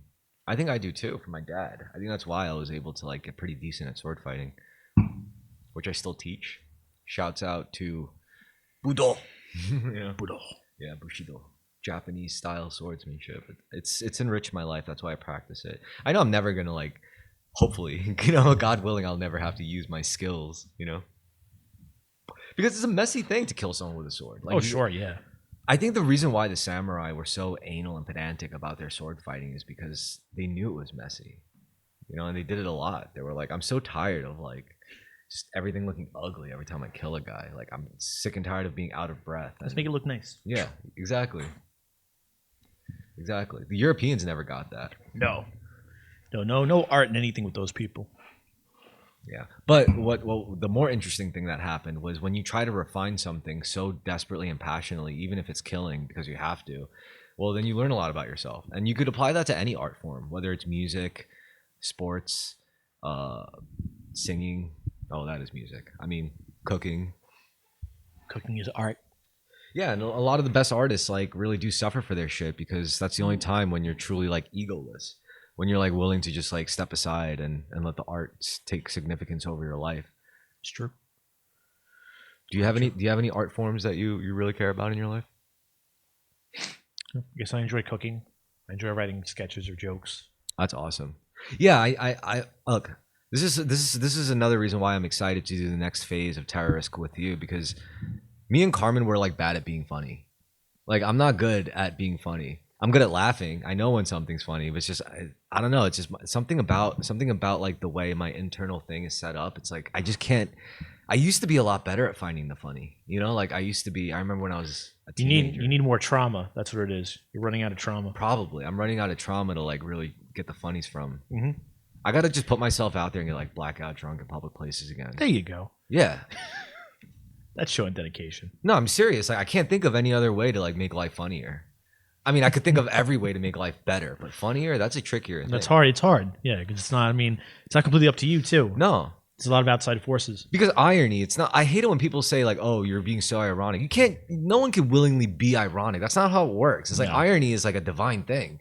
You know, it's like something that just bestows itself upon us, you know? Like rain on a wedding day. Exactly. See, that's what I'm fucking talking about. That shit right there, you know? I'll take the wine. It is just like that, though, and the wine is very platonic, like that era. Didn't the Greeks like to drink wine and talk about shit? Oh, sure, yeah. Yo, dude, the podcast though, I will say, like, I used to get like so much drunker on this shit. Like, I remember in the earlier episodes, we would get like a bottle of like scotch. Some like for some people they would come with like 2 6-packs of IPAs or like Voodoo Ranger. I'm like, dude, are you serious? Ooh. Like we couldn't even get through like a fraction of like, you know. Yeah, there's one or two I could remember. Like by the end, I'm like, what am I talking about? Yeah. What am I saying? Yeah. That's fun though. I like that. Yeah, you know? that's fun. I like that. But the formatting helps a lot now because now it's like, all right. So also, this is a Thursday. I'll teach you the formatting. So part 1 is just like practical issues like politics and, you know, like life shit. Not life shit, just practical shit. Mm-hmm. Money, economy. The second part is like philosophy and ideas. The third part is usually like creative stuff like movies, art, stuff that we're making, stuff that we're into, like, you know, whether it's writing or drawing or making music or music that we heard, movies we like. Wait, did I say movies we heard? I said music we heard or movies that we like. Yeah. And shit like that. And the fourth part is personal shit, like life shit, like how life's been. So yeah, the second part that we're on now that's why I brought up the the child rearing post first. I was like, just the idea of millennials like figuring out parenthood now. We're reaching that Lorelai Gilmore girl. Yeah, that Lorelai Gilmore girl age. Anyway, that concludes the second part. We're moving on to the third. I'm just gonna get a wine opener. Yeah. Anyway, we are on to the third part. Part 3. Part 3. This is where we talk about, you seen any good movies lately?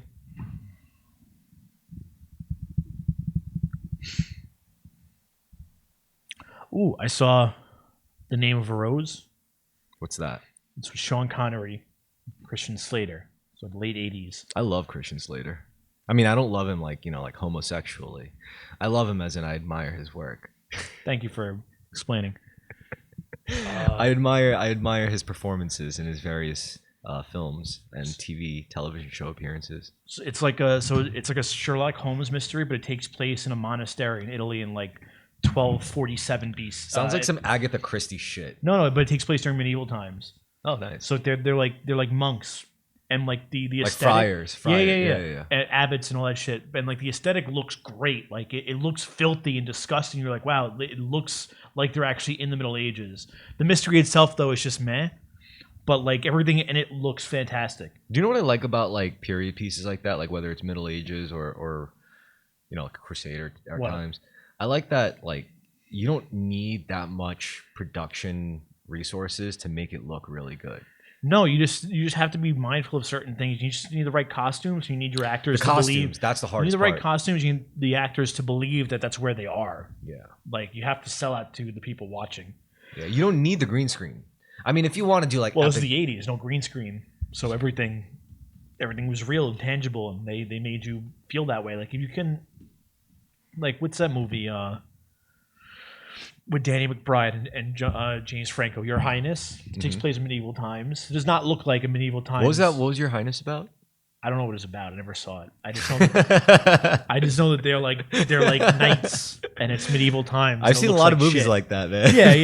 It just looks like shit. You know what else I saw recently that took place in medieval times? The Black Knight. I love The Black Knight. That was a funny ass movie. That's a good TV movie. I love Holy The Black Knight. Shit. I forgot that movie existed for the longest time, and then I saw it again on YouTube for free. I was Black Knight, Blue Streak, right? Yeah. Is it Blue Streak, the one with Martin Lawrence. And Dave Chappelle? Isn't parts of it? Yeah. Yeah. It's not a good TV movie. Martin Lawrence had some fucking killers. Yeah, but his best role will always be Bad Boys. Yeah. Bad Boys. Of course. But it was impressive that he actually managed to keep a lead role. That was good. And he went crazy because of Illuminati shit. Probably went into some weird child abuse ritual or some shit. That's what Dave says. Yeah. Probably saw some shit. Shoved him to his core. Well, that's in that Inside the Actor Studio interview with Dave Chappelle and James Lipton where he talks about that. Yeah, I mean, it's not that I think it broke him. I think it saved something inside him saved him. Like maybe. Well, that's what Dave says. He's like, is that a sick man or is that a normal, sane person reacting to a sick situation and then deciding like and going, I have to like that's his reaction to it, like getting away from it, like cry for help type of thing. I think about that sometimes. Like if you ever reach a certain amount of success in any given field and you realize to reach the highest peaks, you have to get. What's the word? It's not jumped in, but it's like initiated. Well, yeah, because they have to find something to keep you in, like find a way to corrupt you or something to hold against you. Like, I mean, you could put it in simple terms like that, or you could put it in terms like you're not one of us. Then, if you don't put the same amount of skin, in the you're game not one of as we have for thousands of years in some cases. Yeah, you know? and then once you're in, they do something you don't want to, or there's something they want you to do that you want to do. They're like, well. It's too late. Like you had sex with that kid. We tricked you. You slit that little girl's throat after you came all over her face in that weird blood ritual. We all saw you do it. But that was your ritail, man. It's like, no one knows that. Yeah, you did it. You told me to. I didn't grab your hand and make you do it. And then it's like, and then that guy says, well, if I go down, then you all go down with me. And it's like, No, we you don't. better choose your next words Yeah, very yeah, no, we carefully. don't. You better choose your next words very. Look around you, bro. Yeah, yeah. You got the guy who owns the news, the guy who owns all the police in the world, the guy Yeah. who owns the military, the guy Yeah. who owns the technology, literally in this room that are all in this game with you. And you're telling me, like, Yeah, exactly. you're gonna, like, it's not gonna. Exactly. I'll call Mel Gibson. It's probably like a very similar feeling, like would say like mob politics. You know, you end up in that situation. It's like you all think you could fuck. No, it's like, nah, buddy, you're outmoded. Like you're Yeah. outnumbered. You know, like you forget we all own this city. It's not just you, buddy. What else did I see? That was good. Watched Flight a few weeks ago. That's good. About Denzel. He's the pilot. He's a drunk. Oh, I love that. I Movie. love that movie. First, Because at first I was on his side. I'm like, leave him alone, man. So what? He drinks his little Coke. He landed the plane just and fine. then you realize he's a piece of shit. Then yeah, and I'm like, wait a second. Am I a piece of shit? No, but the writing was top notch. Oh, it was so good. Yeah, like as she was bending down, he said something about like the view or whatever. I was like, but so casually, I was like, damn, whoever wrote that screenplay and that scene deserves like. I hope he Found just two like. bottles. Yeah, that's weird. I had 3. I hope he just wrote that scene, and then just like patted himself on the back and went home for the day because he just he killed it like that fucking. That was really good. That whole Denzel is like real. He's a real talent. Oh, he's the man. He's like the black Nicolas Cage. That's fucked. I shouldn't say that. This is so not true. He's better than Nicolas Cage. Nicolas Cage overacts. 100%. Nicolas Cage is kind of like a performance artist more than an actor. Yeah. Although I did see that movie with Nicolas Cage, the one where everyone sees him in their dreams. I forget what it was called. Came out like a year ago. It's a fucked up movie. Oh, it's really good. I have to see Nicolas Cage every time I go to sleep. Yeah, but like it's Nicolas Cage playing like this old boring professor, and like that's how it starts. People were like, "I saw you in my dream last night," and he's like, No, you "What didn't. did I do?" And they're like, "You just stood there," because that's how it starts. Everyone starts seeing him in their dreams, like people all across the country, all across the world.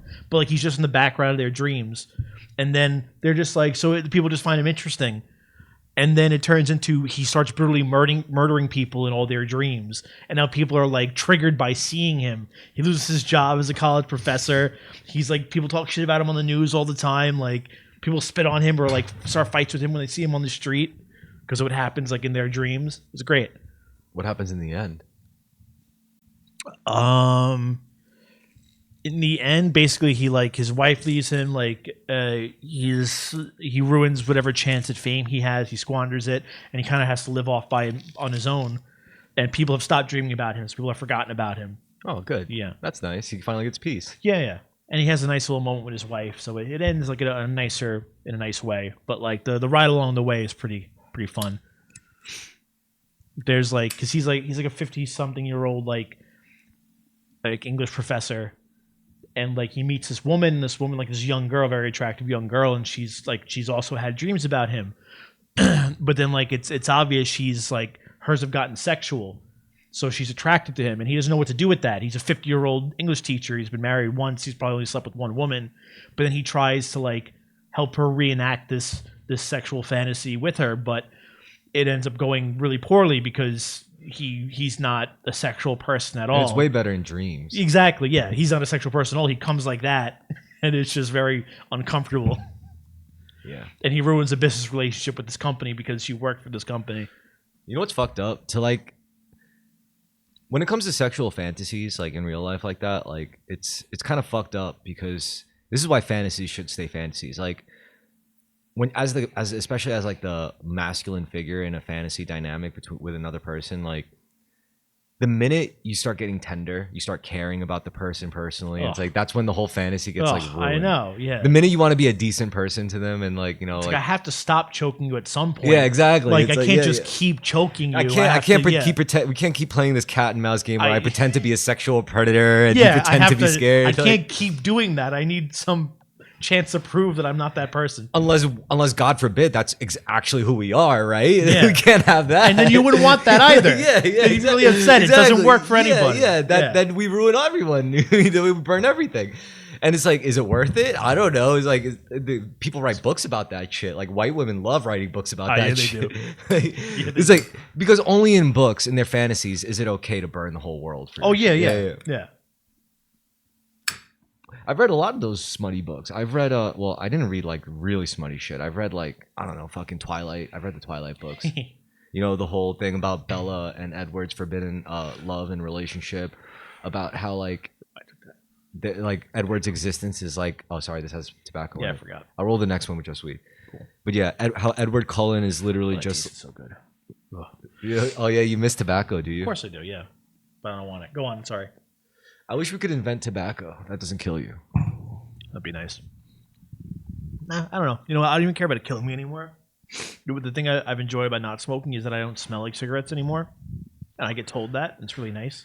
I think a time like this is perfectly appropriate to engage in vices because we got good food, okay wine. Yeah, I was going to say. It's like okay wine. Like, good food, wine. Okay wine. Like wine that could easily be in a bag. And like I'd be just as happy with it. Like if the same wine was in a bag. Remember once my grandmother asked you to pick up wine for like a party we were going to. She's like, get something. She said, get okay wine. She's like, not cheap wine, but not good wine. She's like that kind of in between type of wine. I'm like, $20 bottle of wine. She's like, $20 bottle of wine. I'm like, all right, good. I always go like $20 bottles of wine because anything below that, I always wake up like, I always kill the bottle. Like usually, like and I feel like crap. But with wine, I feel like if you drink a whole bottle of wine, you feel like shit anyway because it's just sugar and stuff. Not if I eat. Well, yeah, that helps. Yeah. Yeah. But a lot of people complain about how like, oh, if you drink too late in the night, like you won't sleep well. If you drink wine, that's like, dude, I'm used to going to sleep after ripping a handle of Georgie vodka. Okay, like if I could go to sleep through that, like I could go to sleep on a bottle of wine. I sleep just fine after copious amounts of alcohol. Exactly, just fine. You know, just put some fucking it's fast. Waking up that I don't do so good. Oh, yeah. God, you know, God bless God bless working from home, right? Yeah. I mean, it's definitely a lot better. Yeah. Truth be told, working from home is the only reason why I was able to do more creative shit, like you know, make music, get into streaming. It's true. That's why we should all be able to work from home if our jobs allow it. Indeed. It's the best thing to come out of COVID. Yeah. But the reason why, like, I'm kind of leaning more into doing content, like, because this whole time, like, I've been doing content under the assumption that I don't have to do this shit. I do it because I want to. And because I do it solely because I want to, I don't care if people like it or not. We're not desperate. Yeah. But now it's like, you know, maybe I do. It's not that I'm still employed, you know, so it's like, but it's like, maybe it would be nice, you know, to like put just a little more effort into the content and to make it more valuable to people, especially if I'm expecting them to fucking listen to it. So, you know, I'll try. I mean, Carmen was very chudded out. God bless him though. I love him. And, you know, one of the things was like, you know, I would get into a lot of like spiritual bents sometimes. And, you know, he's a self-identified racist. Oh, well, not like a hateful racist, more like a fetishist, like a racial fetishist. He's like, oh, I love how the African women have these like shaped skulls and then they're weird shaped tits, and I just want to fuck them. And you know, like he loves like identifying people based on like phenotype. Yeah, that's shit. All right, yeah, that's. I don't know if that's fine, but that's okay. It's definitely better than like being. Oh, it's like, better than the hateful kind of racist. You know? It's something. He literally says he's like his racism is born from his love of the caricaturing. You know how like when we grew up, you see those posters in the school classrooms of like, oh, there's the black kid, there's the brown kid, and the turban. That's what he grew up with, just like we did. So that's why I could understand where he's coming from. I'm like, oh.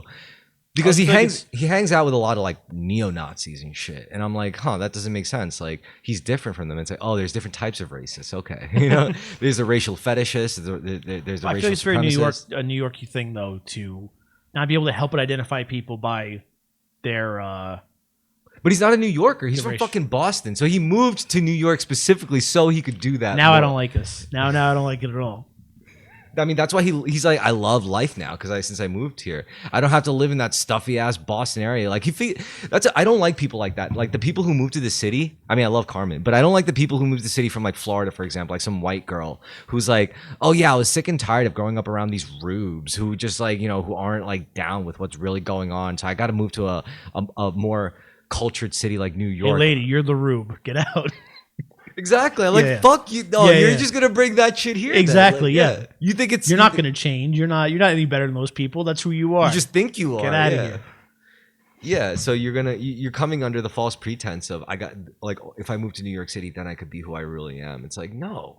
I had a connecting flight in Boston when I was coming back from Florida, and I was sitting at the bar. I was just talking to this chick, and she's from I think Syracuse or something. And but she was so much more like country, because she like literally like she lives out in the middle of nowhere. Yeah. And she's like, she's like, live in New York City. I'm like, yeah. She's like, I hate when I say I'm from New York and people think I mean New York City. I'm like, that's so funny. I'm like, I hate when people think I'm not from New York City when I say New York. Stupid bitch. She's like, well, I understand how you people live. She's like, I live on like 5 acres. I'm like, I know where the fucking acre is, and I'm happier this way. So whatever. We had a great time. But I loved it. It's just like, you're not pretending that you're like, oh, I wish I was there. It's so much different, better. And it's like, no, she knows where she belongs, and I know where I belong. We're both shitting on Boston, shitting on the airport. I like Boston. Good time. Yeah, I've been to Boston. You know what once, the thing it's is? fine. In general, I like white people. I'm sorry, all you fucking. Well, I like people. history and I like seafood, so Boston works for me. Anything on a coast, anything by the water is fine by me. I really like I like rock music, stolen from black people specifically. Yeah, that's true. I like old Italian guys rapping. I don't know how I feel about that. That I'm not crazy about. I like carbs. Carbs? Yeah, like bread, pasta. Oh, yeah, sure, rice, yeah. bread. All the carbs. I like German culture. Germans are intense. They're awesome. They're very intense. Yeah, they're excellent at what they do, which is like everything. Yeah, they're perfectionists. Put it this way. They have great work ethic. Put it this way. Let's look at fascism, right? Fascism never works. The only culture that got close to sort of making it work was the Germans, because they're Germans, you know? They went from being completely like destroyed as a country to like mobilizing within how many years? 4 years. They literally ran the Industrial Revolution. Yeah, they did. Yep, they figured it out. Yep. So I'm just surprised. But then we do all kind of speak German. Well, English is Germanic language, yeah. Yeah. Like we could speak our whole language without any romantic rooted words. No, that's English, yeah. But it'll sound retarded. Like instead of saying reading, you'll say like book learning. Yeah, like it's things like what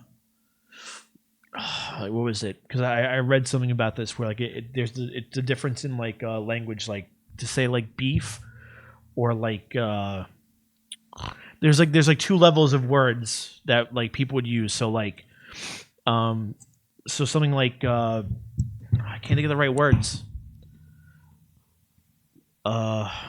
Pork? No, like it's give me 2 different words for meat, for like beef meat. There's beef and like there's a fancier word. All right, actually I got a better one. So like fuck or fornicate. They both mean the same thing.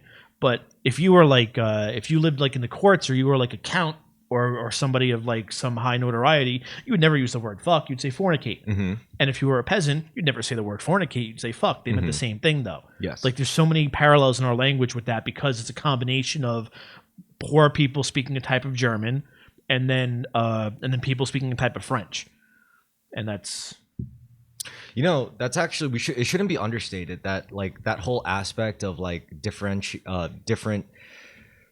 how language pretty much affects your ontology. Well, I guess a personal ontology, heavily rooted in like your perspective of your own class and your standing in society. Before white Anglo-Saxon Protestants invented racism, which I'm serious about, before they invented racism between white people, before they invented the concept of what white people are and then everybody else, before that, the type of like people, if someone met you, they wouldn't look at you and go like, that man is Asian, I don't know anything about him. They would look at you and go like, what do you do for a living? What words do you use? And that's how they would figure out where you belong in their society. The Jews did it first. What do you mean? They weren't hatefully racist, but they were racist as in they were supremacists. They were like, we're superior to everyone else because we're the Jews. We're the chosen people. We're Abraham's line with the line of Shem. Right. All right. So I'm only going back because I But watched then this again, whole if thing. it wasn't for the Jews, there wouldn't be those Christians to invent the whole idea of like the Anglo superior white. Yeah. But I'm talking more so only because I watched the whole thing yeah. about like medieval. I mean, yeah, it's a whole interconnected thing, of course. But like, I think the Jews were. If like honestly though, if you were Jewish, if you told someone like in medieval times someone ran into you in a village and you told them you were Jewish, they would go, well, first of all, they'd be like, why the fuck are you talking to me? Secondly, they'd be like, why aren't you wearing Jewish stuff? Like Jewish, like there'd be something you'd have to wear. You'd only be allowed to really like interact with Jewish people. Or like the same thing if you came up and you were like, oh, I'm a traitor, they wouldn't care that you're Asian and they don't know, like they've never seen you before. They're like, oh, you're a traitor? Oh, great. What do you trade? Like that's how they would like. No, a good parallel to that would be the modern, would even be the modern day Jew, right? Look, there's this whole thing, right, where I say, I no longer believe Jewish is like a real ethnicity anymore. I think it's just a religion. The whole thing is like there's so many problems with this idea that Jewish is an ethno-religion. Now, like I'm just saying like fuck it, just eliminate the ethno part.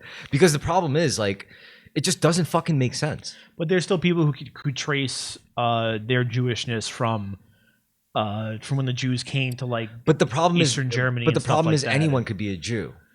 Yeah, I mean that's true. Anyone could be a Jew. If you're circumcised as a man and you don't show your hair as a woman unless you're like after you're married. Yeah, all you got as long as you got to do the Jewish things. That to me is what makes you Jewish. Is the word is the word and the practice. I agree. Now like when a like a secular ass person comes up to me and like they're just like they're a white dude with dreads who vapes and then they just sip in lean or some shit and then they're like I'm Jewish and I'm like what's so Jewish about you honestly? Yeah.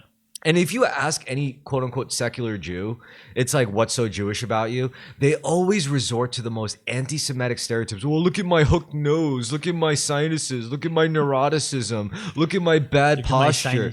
I'm so Jewish. And I'm like, that's so fucking wrong.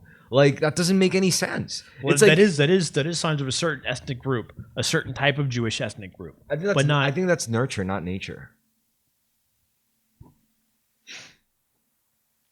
It's definitely because you have Jews that look nothing like that. You have Jews that are like 6 yeah, foot tall, because there's different light. because there's different ethnic groups of Jewish. Like it's not like I think you're right in the sense that like just I'm trying to think of like the different types like Sephardic Jews or whatever. Ashkenazi, Ashkenazi, like Mizrahi. Those are Baharian. like those Baharian Jews. Like they're all they don't have the same things in common. They're now, not all, now they what you're all saying come from the same Jewish. Now what you're saying is actually more accurate because what I'm saying is anyone could be a Jew, but what you're saying yes, but not everyone could be an Ashkenazi Jew. Right. Not anyone could be a Sephardic Jew. That's true too. I agree with that. Yeah. But as far as like Jewishness in and of itself, which Israel is not a Ashkenazi Jewish state. It's not. No, they're not. It's They're a none Jewish of those. state. They're none of those. Yeah. It's a Jewish state, which means it's a religious state. They, you know what? You would have called them 80 years ago, Palestinians. Oh man, spicy. Yeah, but anyway, going back to like how like words affect like class, like perception of class. Like I look at it, I see it with music. Because like I showed you some of the AI generated music. I showed you that one Dominican bodega, the gay guy stealing your girlfriend song. Yeah. And when me and Carmen were sitting next to each other on Suno, like as we like Frankenstein that song together, he was like, dude, this is as if like Ice Spice actually had a good vocabulary and was retarded. And I was like, this is true, yo. And it kind of makes me wonder, it's like the essence of like, yeah, what if you did give people from these different like ethnic backgrounds just the vocabulary of a white man? Like what would they conceptualize? What would they bring out from the ethos, from the ether, I should say. Take a quick break. I want to eat one of these. What? Take a break. I want to eat. We still got a couple more minutes, I think. Let me see. Oh no, I heard the beep. Okay. Oh no, not yet. We still got 15 minutes left around. For the whole thing or just this section? Just the section. Okay. Then there's one more section. Yeah. Okay. So I started playing Arc Raiders. Right. Yeah. It's a good fucking game. Which one's Arc Raiders? Because I've been playing Outer Worlds 2. Arc Raiders is a very experimental game. College experimental or? No. It's conceptually experimental, in my opinion. Like maybe people would disagree. Maybe I would. I mean, maybe people would disagree. Oh yeah, you could eat on the mic. It's no problem. Like no one really cares. No one's gonna hold being human against you. I think it's rude. So this is Arc Raiders.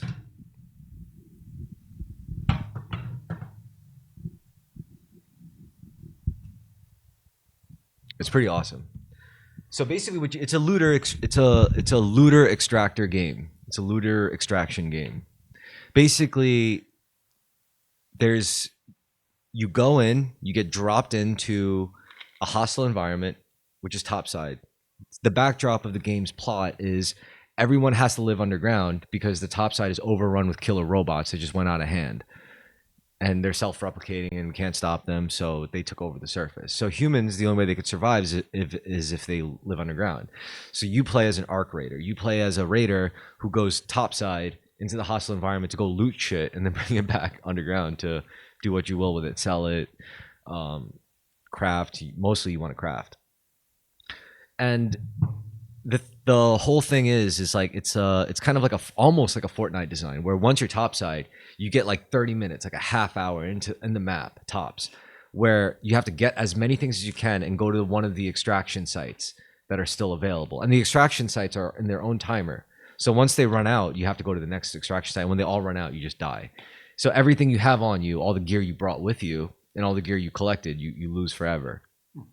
Unless you keep one in your prison pocket, your secret pocket. You get one item that you get to die with and still like, like. That's cool. Yeah. Is this an MMO? No, it's more like it's multiplayer, it says. It's like Fortnite. Okay, yeah. All right. Yeah. Kind of like that. But it's not really like a battle royale. It's more about like looting and extracting. And the great part is these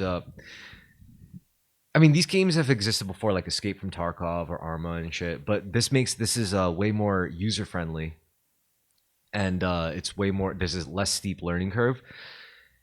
And what's awesome is that there's like a social experiment aspect baked in. You get proximity chat, so it's like you could be playing solos and you could be running the map, and it's a free for all. Like there's enemies PvE, like bots trying to kill you, and then there's also like players who could just kill you and steal your shit and extract with it.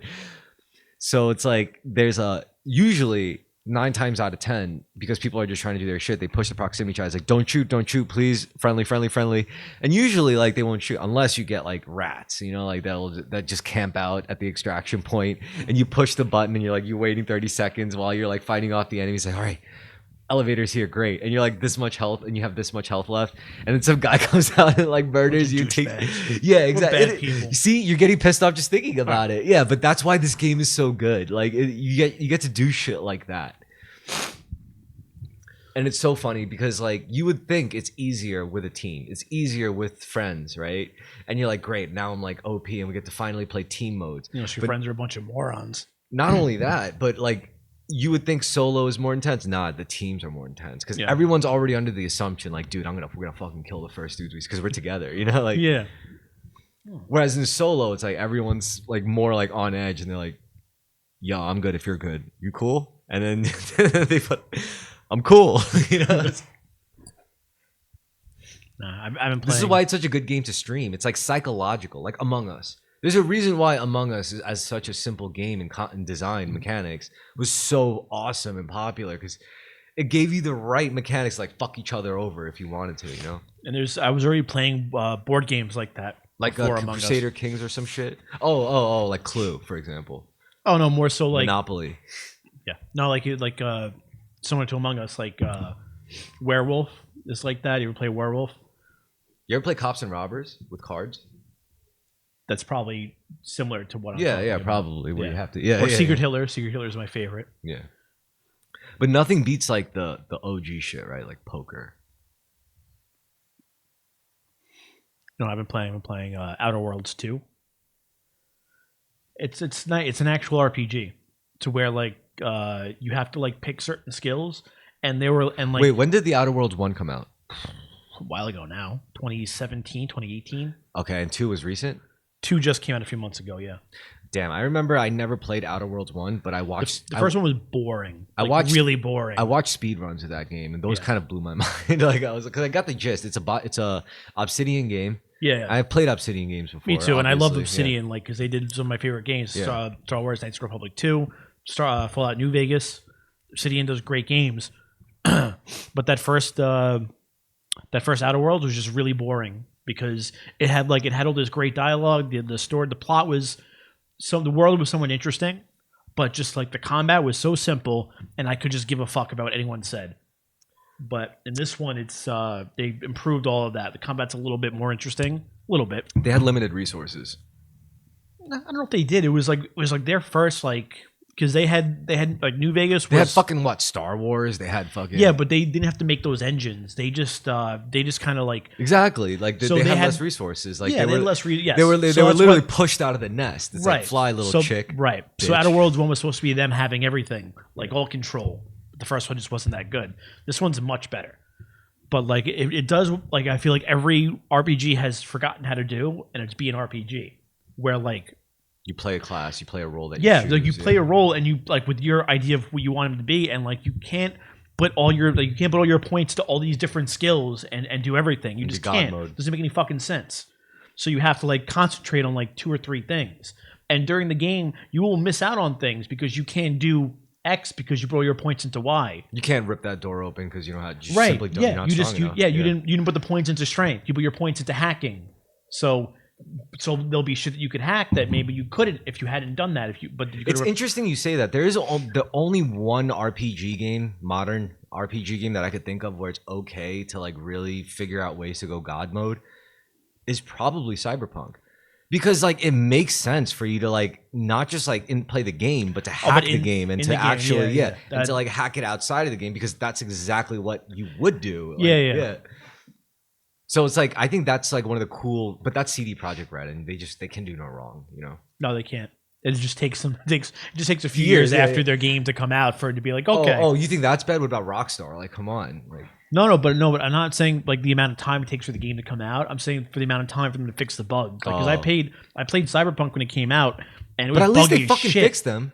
Oh yeah, sure, and it takes time. That's all I'm saying. At least they fucking do it. And like, apparently, Witcher 3 was like that too. There's a lot of bugs when it came out, but I didn't play it when it first came out. Dude, when I played it, there were literally moments in the game where I would look through, I would try to loot a place, and there would be a letter from the developers that would be like, "Oh, this is part of a glitch. Like you're you're supposed to have this, but we fucked up. You know, like sorry." So I'm saying that's just one calling part of theirs, where like their games they become perfectly complete, but they just tend to release them before fixing everything. But that's not a terrible thing. It's not the worst because they make games that you want to play over and over again. I want to play Cyberpunk. I just haven't started yet because but I played it when it came out years ago. It's not the best game ever made by any means, but it's always going to be a game that I would tell every gamer is you have to play it once at least. And they'd rather just play Witcher again. And you play it once, and then you're going to play it a second and third time at least. I think it's one of those games. It's just worth playing. Or you could just play The Witcher over and over and over again to the end of time. Oh yeah, which is fine. Yeah, I mean, another game to look forward to, I think, when it comes to like RPGs is the new Fable. Are you stoked about that? Yeah, I've been paying attention to it because I know about it because like also like every Fable that's ever come out has been overly hyped, but also I know Peter Molyneux is not a part of it. Like this whole company is not a part of it anymore. Isn't his name Molyneux? Oh, I'm probably mispronouncing it. Me too. Probably Molyneux. Fucking Molyneux. French asshole. I know. I can't stand. And he's the worst Frenchman of all. Yeah, he's a dickhead. He really is a douchebag. He would just like promise you all. No, he would just promise you all your wildest dreams could come true. You could have all these snacks in the game as you want. Yeah, exactly. He's like, and every time you have sex with the character in the game, it's like having sex in real life. And you get a snack. And like the character that the child your character has will be your child. You could go and pick it up from Lionsgate Studios headquarters. Like I swear to God, he just promised everything. He promised the whole world. So like his when you have sex in the game, you literally orgasm in real life. Were the best thing to watch because he's like, this man just has an imagination and he doesn't care about like reality at all. Like every time your character bites into that chicken, you taste it. I swear to God, watch one of them. Watch the one Fable 2 or Fable 3. You're like, this guy, like you want to believe him too because everything he says sounds so great, magical. Yeah, it does. It really does. But it never happens, and I hate that man for it so much. You know what else? You know what other game was a big flop? What? Starfield. Yeah, it was. I hate played it. Like, hate fucking. That's what I did with Starfield. I hate this played game it. Is fucking stupid. Yeah, I'm like, look at all these sandwiches. I know. I'm like, this fucking game sucks. I can't believe. Why am I doing this? I'm like, it's fine. You should have streamed that. I probably should have. Yeah. Now I could do it again. Like, because you know what's fucked up? The ending of the game, I'm like, wow, this is really good. It just sucks that I had to do all this bullshit to get here. Yo, what are your specs like on your PC? Like, are they bad? No, they're good. No, I bought a game PC last year. Oh, really? Yo, let's play Arc Raiders together, please. I'll check it out. What do you have it for? PC. Steam? No, but I'm saying you have it on Steam or you have it on Steam. Okay. I'm a primary Steam guy because I actually don't mind giving Steam my money compared to fucking Sony or Microsoft or Nintendo. Yeah, but Game Pass, you could you pay for Xbox Game Pass, you could play Xbox games on your PC. Yeah, but there's not that many X games I like. X games. Oh no, I'm sure. I'm just games. saying. X games. X games. X games. Yeah, there's not many Xbox games that I'm really like trying to fiend into play. I gotcha. They're all Microsoft games anyway. Like the fuck am I saying? But that's how I played Starfield, and that's how I'm playing Outer Worlds too. Like, cause I pay for Game Pass, so I never had to buy the games. Yeah. But I am paying them now $30 a fucking month. You know what game you should get? Fucking Warhammer 40K Dark Tide. It's like fucking like $10. I don't know if I want to play Warhammer. No, it's like it's the first. It's like Left 4 Dead, but in the 40K universe. What? Okay, so there's this game, right? So in the Warhammer 40K lore, like everyone pays attention to the Space Marines because they're the badasses, they're the guys, right? But then there are the dregs in the service. There's like Imperials, there's like, you know, like Zealots, there's thugs and whatever. They're all heretics because like, you know, they all get branded. If you get caught doing something, you get thrown in prison, you get branded a heretic, and you usually get executed. Now, if you happen to be really good at killing, they send you on like suicide missions. And that's what Dark Tide is about. You play as like one of those like filthy. You don't get to play as like a badass. They have a game for that, Space Marines. Okay. But you get to play as like one of these fucking filthy heretic pieces of shit that does great work for the Emperor. You know. Okay. Do you know anything about 40K lore? No, I don't. Oh, it's brilliant. It's I know. It's really very. expansive. It's very actually. It's very bleak. It doesn't make you feel good, but it's very brilliant. Oh, it doesn't make me feel good. Yeah, no, I know. It's just a lot. I know. Yeah, but it's like if you like Left 4 Dead, this game is really good. Played Left 4 Dead in a while. Yeah, those games are really fun to play with friends, you know, like because you get to, your friends are always fucking up and you're always fucking up. Like every time your friends fuck up and you help them and you're like, you fucking idiot, and then you die immediately after. It's like, oh, I need someone to help me up. Like, you know what I mean? You know, like that kind of asshole. Why aren't you here sooner? Yeah, I do. Or it's like you know, you're playing online with someone you don't know, and then they have no mic, and you have no way to talking to them, and then you're just like watching their gameplay while you're down, and it's like you watch them do all the stupidest shit. You're like, see, that's what I like to do. I want to be that guy, the guy that who's doing dumb shit that you're watching without a mic, going, why is he doing that?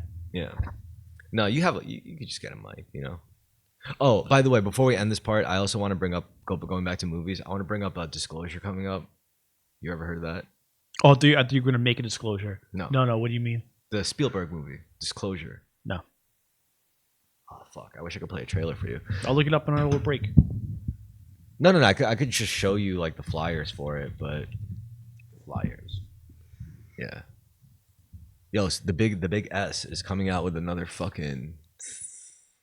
Yeah, it's Emily Blunt. Hottie. She's the big S? No. So yeah, you're looking it up? No, something different. What were you thinking about? Something stupid. The Mets. The Mets? Yeah. What about the Mets? They were supposed to sign this guy, this big free agent, and like the owner said by 6 o'clock today, I expect him to make a decision, either us or this other team. But it looked like he was going to pick the Mets. You know what I'm actually very impressed with you about? What? You never got into sports betting. I did a little bit this season with football, but not like I bet. Like I put $50 in my account, and I lose most of my bets, but I'll get like $50 back from one of them, and then just use that again. But no, I'm not like crazy like people. I actually looked at it. My lifetime losses are $280. If you went back in time, like 10 years, and the only person you could talk to was yourself, would you give yourself like some tips? Yeah, sure. Like betting tip? Yeah. Like Back to the Future Part 2? Yeah. Oh yeah, probably. I bet they would depress him too. He'd be like, "Are you serious? They lost that game? They're gonna lose that?" But see, the thing is, I don't like enough sports teams where I'd be that upset about it. Like if you told me the Jets still won't win a Super Bowl, I'd be like, "Well, yeah, sure, yeah, I don't see that happening." Yeah. Or the Mets. Yeah, no, I wouldn't be surprised. I'm not surprised now. Oh, but that's the whole thing. Like he's like, yeah, he'll either sign with the Mets or somebody else. The Blue Jays. We'll know by 6 o'clock today. I got out of my car like 8:30, and I walked up here. They were like, "We expect news soon," and I just saw it now. He signed with the Dodgers, which is not the team. Wow. Nobody, yeah, which is like everyone fucking hates the Dodgers. They have everybody. I mean, not the people who fucking live in. Well, fuck them. Oh, okay. Like they're the only. It's like no. It's like they're like the Dodgers are worth like $3.5 billion. So are the Mets. So are the Yankees. Yeah. But only the Dodgers are acting like they're worth $3.5 billion by spending that money so people come to see their team play and their team win. Whereas everybody else is like, no. Let's be cute. Let's spend $100 million, and maybe we'll get to the playoffs. Maybe we'll win, and maybe people will come. Like Moneyball shit. Well, everyone does Moneyball now. Yeah, they have to. It's just math. It's calculus. Everyone does. Yeah, but that's the thing. So all the rich teams are like, well, let's not. Why spend all this money we have? Let's just keep charging the fans this much and spending this much. Whereas the Dodgers are like, no, let's charge this much and spend this much, and then we win. What's wrong with that plan? Because it doesn't work. No, for the Dodgers it works. There's nothing wrong with it for the Dodgers. I'm saying that's what works, but they're the only ones doing it. Nobody else wants to do that. Nobody else wants to spend money. Exactly. Yeah. Bunch of jerks. You know what we need? We need like a fucking. We need like a trans person in the Yankees or something to really shake shit up. A trans coach. What? I don't see a trans player happening. No, like a woman who transitioned into a man and started playing for the Yankees because he was so damn fucking good. That'd be so sick. Would he be good though? I mean, would that be the what position would a feminine body type play? None. I'm just telling you right now, none. I mean, baseball's different. Nah, you're right. It's like none. They just can't compete. No, it's different. It's different. It's just different. I mean, like you could throw overhand, like you could pitch, maybe. Nah, maybe you could play the field, but doesn't mean you could hit. Like, Yeah, it's probably a dud. It's never gonna work. I'm saying if it happened, I'm not saying I wouldn't let it happen. I'm just telling you, it's probably not gonna happen. I mean, co-ed baseball will be sick. It'd be interesting, yeah. I'd be fine with it if it's the best of the best, sure. Because the thing is, like, if a I'm not saying because like there's, it would be sick if a co-ed all male baseball team lost to like a mixed gender baseball team. Like that would be crazy. Because I could imagine, like, say, like a stocky American, like highly athletic team losing to like a little Japanese team. Because the way the Japanese play is just different. Oh, they're sick. There's a documentary I watched. Different. It's just different. They play the math. I watched a documentary. So the Japanese, like, you can go to baseball school. They play the math because there's a whole math to it. It's like it's like a Chinese. It's as deep as like shogi. Yeah, but like there's so many moving pieces that you. But can work in Japan, like if your kid like is good at baseball, instead of putting them into regular school and you playing sports in school, you go to a baseball school where you play baseball all the time, and they teach you everything else. They teach you is secondary, like history and whatever. But like the whole point is like you play baseball every day for fucking years and years and years. In fact, your knowledge of history. That's why your knowledge of history. It's going to make you apply those strategic war things to baseball. That's why Shohei Ohtani's like the best player in the world. He sleeps like for 4 hours a day, and the rest of the time, all he knows is baseball. He doesn't know anything else. Yeah, but I bet you he never eats like a fucking chicken nugget. Oh, he never eats a fucking. You know, he never drinks a soda. It trains that discipline into them too. Yes. I bet he never looks at porn. Probably not. Yeah. You don't have time. Unless it's baseball porn. Yeah. Which, I mean, you could do. He's probably just looking at the best pitches in the world every fucking day. That's porn for some people. Yeah. Yeah. It's like car guys that just listen to car exhaust going. Yeah, that's porn. Yeah. It titillates the senses. It titillates me. I gotta take a leak. That's the end of the third part. All right, we are nearing the end of our journey. We are on part 4. Now, I would like to. Part 4. Yeah. Well, this is where we talk about life shit. But I like what we were talking about, like, you know, when it comes to like personal dieting and stuff. And I just wanted to tell the story about how like there was this guy who got like kind of viral because, you know, he was a fitness dude, and he started getting into like pushing gorilla chow.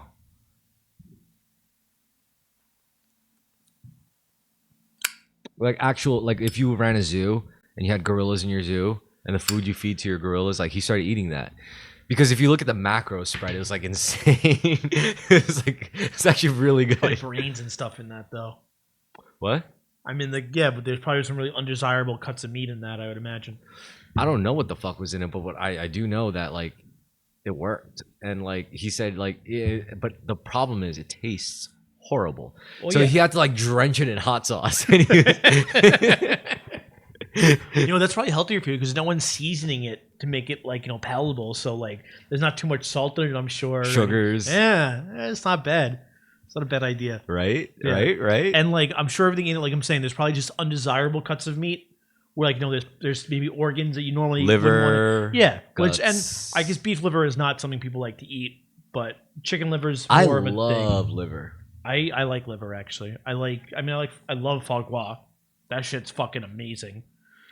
I love liver because it functions exactly like what the organ's supposed to do as it gets prepared to eat. High in iron. Yeah. I like chicken. I don't know if I like chicken liver. I've had it. I'm not crazy about it, but it was fine. Chicken gizzards are the real fucking lowdown. I like liverwurst. That has a nice taste to me. You like tripe? No, I don't like tripe. I don't like. I think I asked you this before, and you said like you don't like tripe. I like tripe. No, like. Chief it. I would have. No, you smoke that. I'll smoke this. Ooh, excuse me. I would have like. I've had blood. I've had blood pudding. I would eat haggis. What about them blood sausages? That's what like blood pudding. Yeah, that's what that is. It's just like oats and barley and stuff like that, and blood cooked together and then filled into sausage skins. Like Apparently, the most oldest known shit we got is beer. Yeah, beer is like prehistoric. There's a we have a receipt for beer from someone in ancient Mesopotamia, from like someone buying beer and having a receipt for it, and that's like 4,000 years old, 6,000 years old, something like that. So we at least know that like people have been buying beer and making beer for that long. For a second, I thought you were saying your company has like a receipt from like Mesopotamia. Yeah. I was like, yeah, my company. Yeah. You guys are filling out orders for a while. Like family business. Like. Well, when you go to Guinness, the first thing they show you is the lease for the factory that was signed in like 16 something for like 1,000 years. That's how long the lease is for. Because some Brit probably thought he was getting one over on this Irish guy. He's like, yeah, sure. I'll give you a 1,000-year lease, no problem. As far as the West is concerned, maybe a civilized world didn't really start till the 1400s, right? What do you mean by that, civilized? Protestant era. Oh. Well, no, the Protestants are... I mean, when they came to the Americas. Oh. So, I mean, that's the 16th century. 1500s then. Yeah. Yeah. Well, I don't know. 'Cause that's mostly the Spanish. And what the Spanish did was not cool. Well, they made their own people. They were like, we don't have to kill these people, and we don't have just to rape some of them and kill the other ones. Mm-hmm. And that's what they did. People, yeah, that's what they did. Yep. They were like, these brown women are kind of cute. We could probably like mix up with them, make our own people. Well, my favorite documentary, like so, Ken Burns makes like my favorite documentaries, and he has one on the West. It's called The West. And the beginning of it is just about all the atrocities the Spanish committed. And I was like, oh my God. I'm like, what? They're really bad people. Why does anyone talk about this? Well, that's why they're so poor now. It's karma. Hell yeah, it should be. Like, Jesus Christ. Yeah, the Spanish were crazy. They're like the most... Oh, they were bad. Yeah, they're like the most brown Europeans, honestly. The most Mediterranean-esque. Well, how can they other be the than most... the Italians, I guess? No, I wouldn't say they're the most Mediterranean. Yes, they are very Mediterranean. They're almost Arabic in their mannerisms. And well, shit. yeah, because Spain was conquered by the Moors for a few hundred years. It was all Muslim. As was Sicily. Parts of Sicily, yes. I saw. And I watched this movie, True Romance. There was a really interesting scene that explained it perfectly. There's a Crusaders Kings playthrough where I was a count in Italy, and I decided that I wanted to conquer Italy using religion. So I converted to Shia Muslim. First of all, religion should always be the strategy if you're playing that game. It should always be. It's not. It's a strategy, but like converting to a certain religion isn't always a good strategy. Like no, but using religion to like try to leverage your position is always. Oh yeah, well that's because like in that game, like yeah, like if you're a good, if you're Catholic, you can't just go conquering other Catholic counties and duchies and countries and all that such. Well, right? You have to enter to the Pope. Yeah. But if you give the Pope, if you give the church a lot of donations and you're good with the Pope, you can even be part of electing popes, and you can always like run by the Pope, like, hey man, mind if I take over this guy, and they'll give you the okay or not, if you have a good relationship with them. That's how it should be. Yeah.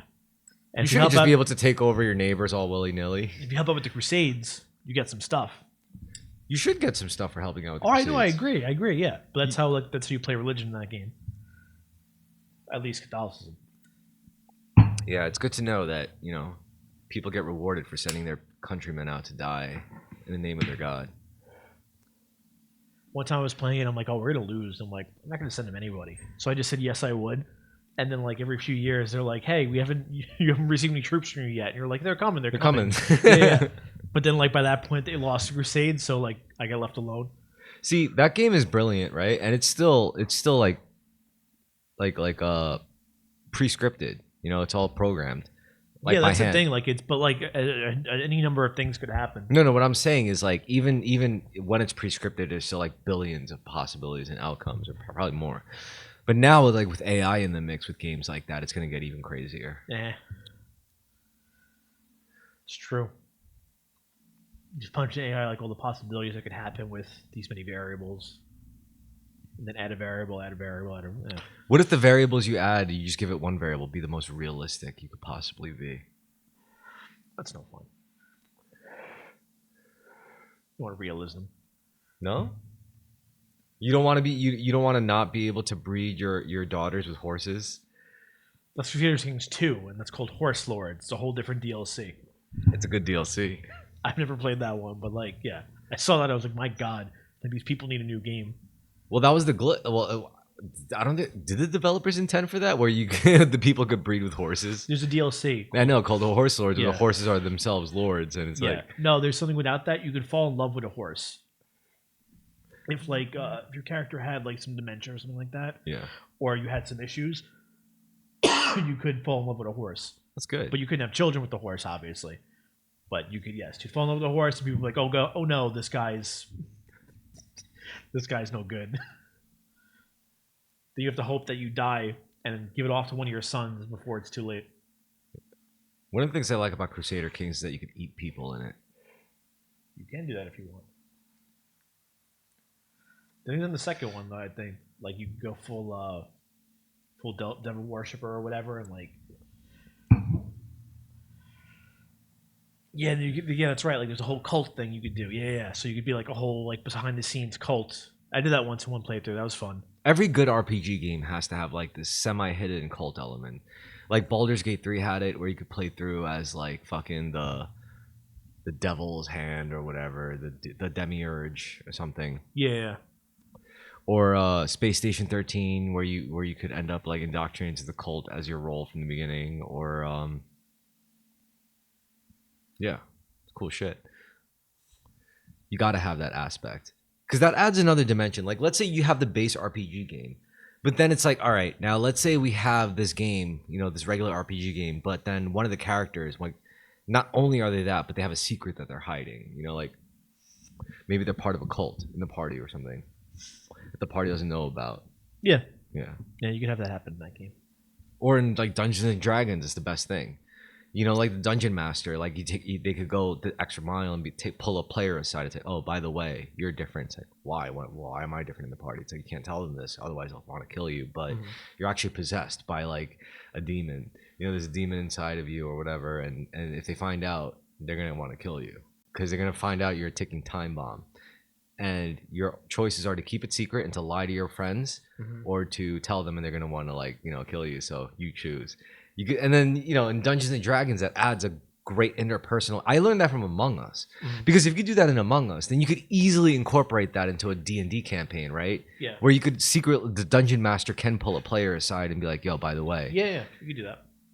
And then there's like trails, right? Like as the narrative plays on, right? Like suddenly you leave clues where like to everyone else it seems like nonsense, but to that one player they're like sweating, they're like, "Oh shit!" So I had an idea for a thing in D&D. It's like, wait, let me give you an example. Sure. It's like you wake up one morning, the party wakes up, and suddenly there's like a mysterious, like just carved up carcass, and you have no idea how it got there, and everyone's like, "That's weird," but then the one player is like, I think that was me." Yeah. That's cool. No, I had an idea once where I got like a character's like haunted instrument of some sort. I forget what it was. A loot. Yeah, something like that. I picked it up. I got it as like loot for something, and it was only because like it would just satiate me because like whatever I did, this wasn't like in the game. It was just like I want to do this, and he's like, all right, you know what, you get this. So I was telling him, I'm like, oh, what if I told the DM like on the side, I'm like, what if whenever I play that, I can't like if I play it once in a situation like I see to use it as a way out, it then like wants me to play it again. And I'll play it again. If I play it a third time, I'm like I become this. Then like the spirit that lives in it, like who I got it from, like he takes over my body. He was like, I like that idea, so we were gonna use that, but never got a chance to.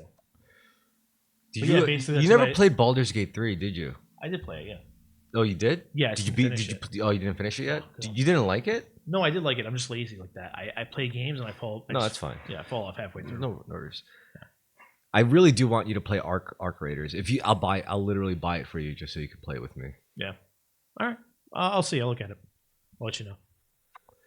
It's definitely it's there's room for so much good shit, and plus I do kind of want to make some gamer shekels by entertaining people online by streaming. And you guys don't even. I could just play with you, and I'll just handle the streaming aspect. Although, if you did stream with me, if you want to join the Plenty of Thorns, Pulling Out Thorns POT crew, then we'll split the earnings with you.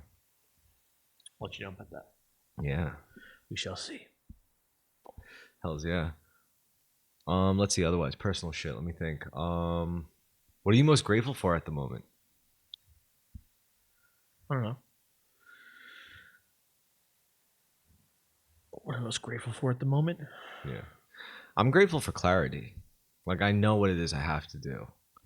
Like, all I have to do is just keep doing what I'm doing. Keep going, keep training in martial arts. I have to keep grinding away on this content stuff. I mean, it's fun to me, like I like it. I like learning how to like do all this shit. I like learning how to like edit the videos, and I want to be, I'm looking forward to teaching you. I know you want to learn because I feel like it'll help you, because I feel like I'm kind of like on board with like creating not just a painting, not just an image, not just a song, but like there's certain things that incorporates all of those things to craft an experience that someone could just like flip through their screen, see a 2-minute thing, and suddenly it like changes their whole perspective or touches them in a way, not in a creepy sexual way, in a purely platonic and intellectual and emotional way. Right. Yeah, not in your no area. Good. Right. Yeah, just regular touch, not bad touch. Yeah, not like where they're lightly brushing your arm. Okay, while right. giving you a weird stare, like some Epstein shit. Although, our lives may be affected very soon with World War III. Could be. Imagine if you and I get drafted. They wouldn't draft us. I hope we would end up in the same unit. That would be so fun if we did get drafted. What kind of fucked up unit would this be? It would be fun. I don't know. You're much more physically in shape than I am, so I feel like we wouldn't be in the same unit at all. You never know. What would our unit be? Why would we be in the same unit? How would they organize us? So I'm not being accusatory. No. I was thinking it's just like cannon fodder. They would just throw some. Okay, that makes sense. Yeah. All right. We'll be like, that's what I want to make sure. Like, if we have this conversation again, like, why are we in this unit together? We're trying to think of things because we're pieces of shit. Yeah. All right, good. Yeah, I just want to make sure. We're just marching through, and we're like looking at some like crazy poor war-torn refugee lady, and I'll be like, I bet she'd fuck you for a candy bar, and you be like, no, she wouldn't. I want to bet. Like, World War III. Yeah, it was gonna be fun. Be part of the first couple of waves, and then after we go, oh wait a second, we have robots. Why have we been sending people? Just how they get rid of like all their pieces of shit. Yeah. Did you see Mickey 17? No, but I heard good things. Interesting. No, I have not seen it. It was a decent flick. Yeah, that's what I felt. Anything else about it? Yeah. Seems interesting. What else did I watch? So tell me, you got any skit ideas? Like, all right. So the thing about skits, right? The hard part is getting the performers. Yeah, performers and the setting and the consistency, because like you can't just do one skit. You got to do it like at least like one a month or one a week, even better. Yeah, you have to produce and need decent production. At least in my opinion. I don't know. Yeah, good enough to get the job done. Yeah. Yeah, skits are tough. I mean, one of the biggest skills that I think I would like to work on is impersonation. I can't do impersonations. Yeah, it's a tough skill. I mean, impersonating like ethnic stereotypes is like a good place to start. I don't know if that is. That's a good place to start. Yeah, because it's easier. You know, like to be a Chinese guy. That's you'd be true. like, To do "Oh, it to a hello." very. That's Yeah. right. That is much easier than Or trying to be a to- Jamaican guy, you'd be like, "Wakwan me brethren." You're a natural at the very easy, stereotypical. Wakwan me brethren. Dimelo mami. You're right. Why put in the hard work to actually try to imitate a person and their mannerisms when you could just pick stereotypes? Yeah, you start there, and then you go on to like individuals, and that's hard because to properly impersonate an individual, like you have to like love them in a way. Like you have to like really Well, you understand have to them. study them. Yeah. Yeah. I guess so. So who? I mean, I'm good at like impersonating Carmen, you know, the other co-host. Like, yeah, he really talks like this, and he goes on really pedantic rants that, you know, by the time you hear the end of it, you're kind of lost, and you really don't know what you were talking about to begin with. And the silence falls, and then your mind has to catch up to what he just said, you know. So yeah, I got Carmen down really well, but like, you know, so if I get to know a person really well, I think for you it would be hard because you're like very baseline, you know, you're a normal dude. Carmen has very like idiosyncratic tendencies with his communication, so it's very easy to mimic those and pick up on that. But when it's like very like baseline, maybe like me too, you know, I feel like I'd be a hard person to mimic. You'd have to be able to just speak fucking properly, you know. Yeah. No, I'd have to agree. And same with you. Igor, despite his accent, he's also kind of hard to like impersonate. I tried. All I know is that you could just try to impersonate his like cadence, you know, the way he speaks. That's the best you could But that's do, it. Like he still speaks properly. Like Yeah. he even stops himself just to think of the proper words to say. Sure, yeah. So yeah, I feel like, you know, maybe that's what it means to be an intelligent person when you're just hard to impersonate. I don't know if that's has any I mean, I think an correlation, but intelligent person is hard to impersonate though. I guess. Well, I mean that's somebody who's not like they're they're not trying to I guess play on a certain like try to distract you, I guess, with like I don't know, what am I getting at? Like there's everything they say is very like just straightforward, and that's why it's hard to mimic somebody who's being straightforward with just what they know and their information rather than ranting or trying to sound interesting or trying to be a version of humanity that they think is appropriate. right. Like this is how a Latina from the Bronx would speak. This is how a Russian from Red Hook would speak. This is how I've heard Latinos from the Bronx without accents at all. With very exactly. they don't all have to sound what they think they sound like. This is how a Polish person from Staten Island would speak. You know, like yeah, I get it. They kind of ease into that as opposed to like, what do you think fixes that? Probably books, right? Books, education, Books, education, books. just Definitely books. being better informed, and I don't know. Books definitely did it for me. Yeah, Tom Clancy, Hemingway, Shakespeare. Definitely knowing Shakespeare. having a larger net of like people to talk to and meet, and Yeah, I don't we know. didn't have that really. Well, more so than some people. Yeah, I guess. Yeah, that's true. That is true. Very true. Like compared to a person living in like That's what I mean. Yeah, we're Indiana. not. Yeah, exactly. That's what I mean. Yeah. But even then, it's like you wonder why we don't talk like immigrants then, like black people or Latino people or Chinese people. It's because there's something else. Like, like yeah, as a person who grows up in a vastly multicultural environment, you could end up like getting locked into one, or you could be the person who sees the cross-referencing commonality, between all the different cultures and just cut through it and be able to. Honestly, as a smart person living and growing up in New York City, you have to figure out a way to speak that everyone could fucking understand. Yeah.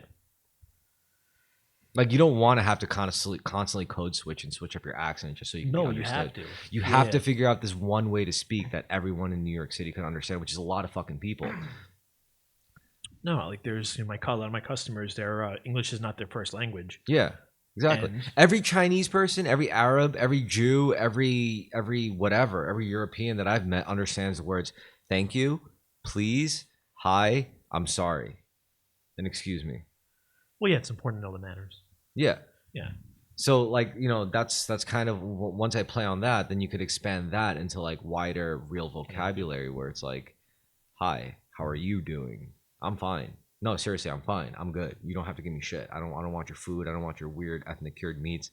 Like, but then that part goes over their head. But what matters is they know you don't want it, and then this is how you could speak in a way that they understand, and any passerby of Western indoctrinated Western culture could be entertained by. They're like, oh, they're mildly entertained. It's like, oh, not only is he speaking in a way that they understand, but they could look at him and say, oh, he's kind of also being like sarcastic here. Although there is something to be said about how naive. It's not about intelligence. Like Europeans, I think, could be far more intelligent than Americans, but I think for some reason emotionally, they're more naive than Americans.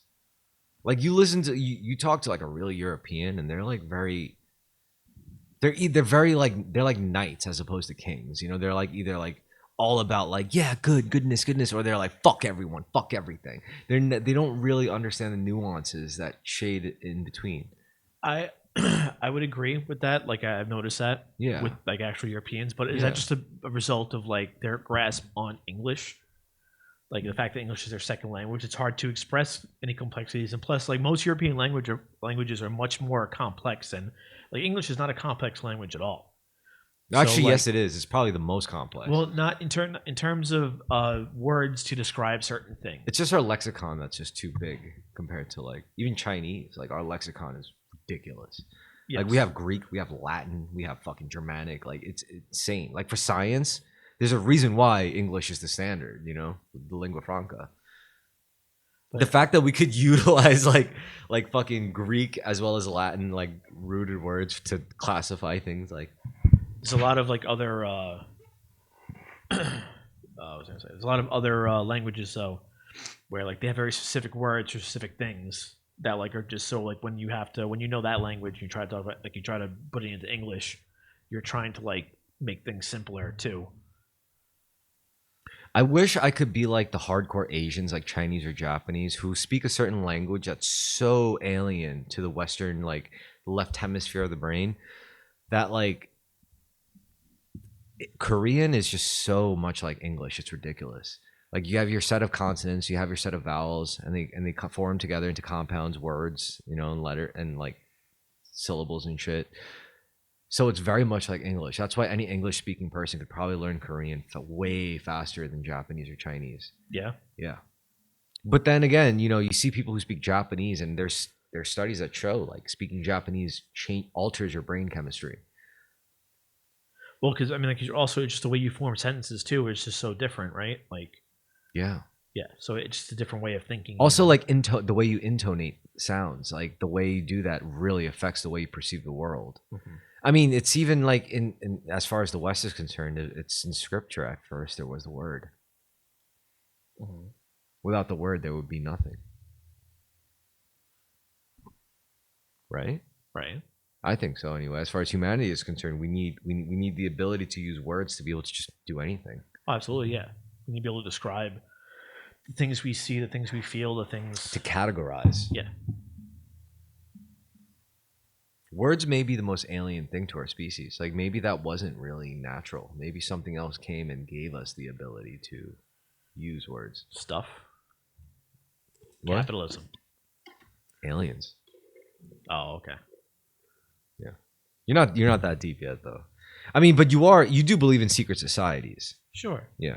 And if there was anyone who did have access to alien technology or precursor human technology, like ultra-terrestrial technology, that would be secret societies. Sure. Who else? Yeah. It's just that's the next frontier. The new frontier is not the sea or another far off land. The new frontier is all like, well, the ocean is still a frontier. A deep, under the surface. I mean, like the new frontier is actually the true frontier because it's nothing material. Now we've pushed our frontier to purely new frontiers, conceptual and psychological. I mean, it's kind of diverting from like sci-fi as we know it. Like Star Trek was all about time and space. It was still locked into that. Now we're thinking in terms of like alternate universes, like parallel dimensions and shit. Well, yeah, because it's not possible to travel through space with through means that we know. Yeah. So we're not However, shifting if we dimensions.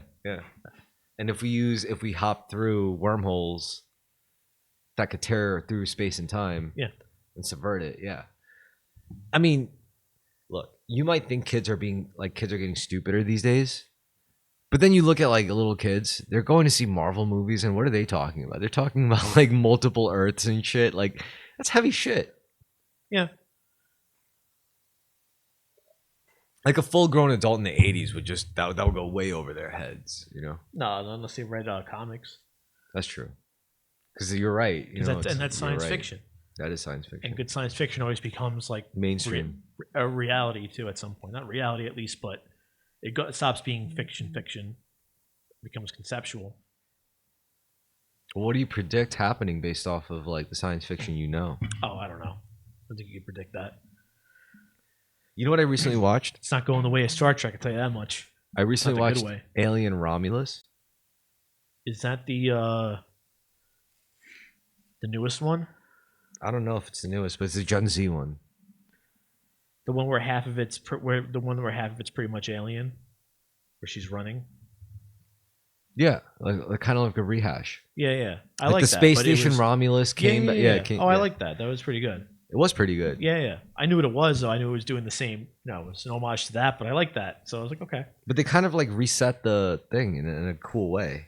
Oh yeah, probably. I probably won't watch any more of them, but unless they do it like I don't know. No, I mean, now we're firmly back in like Alien 1 timeline, right? Because even with the original Alien movie and then Aliens, like they skipped ahead in time for so long because Ripley eventually gets like cloned and shit. Yeah, and then she's like cloned with like an alien queen or something. Yeah.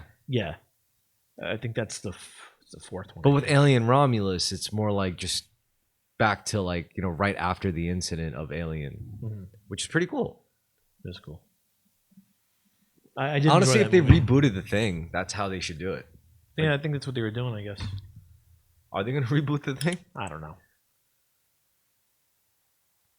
Can you believe like when Grand Theft Auto 5 was released, we were just like kids, and then once Grand Theft Auto 6 comes out, we're like old men. Ugh, I've been thinking about that because my PlayStation, what is it? I have the PlayStation Plus, so it gave me like GTA 5. So I'm like, all right, I'll download it for this console. I've been playing it a long time, and I was remembering the game came out in what 2013.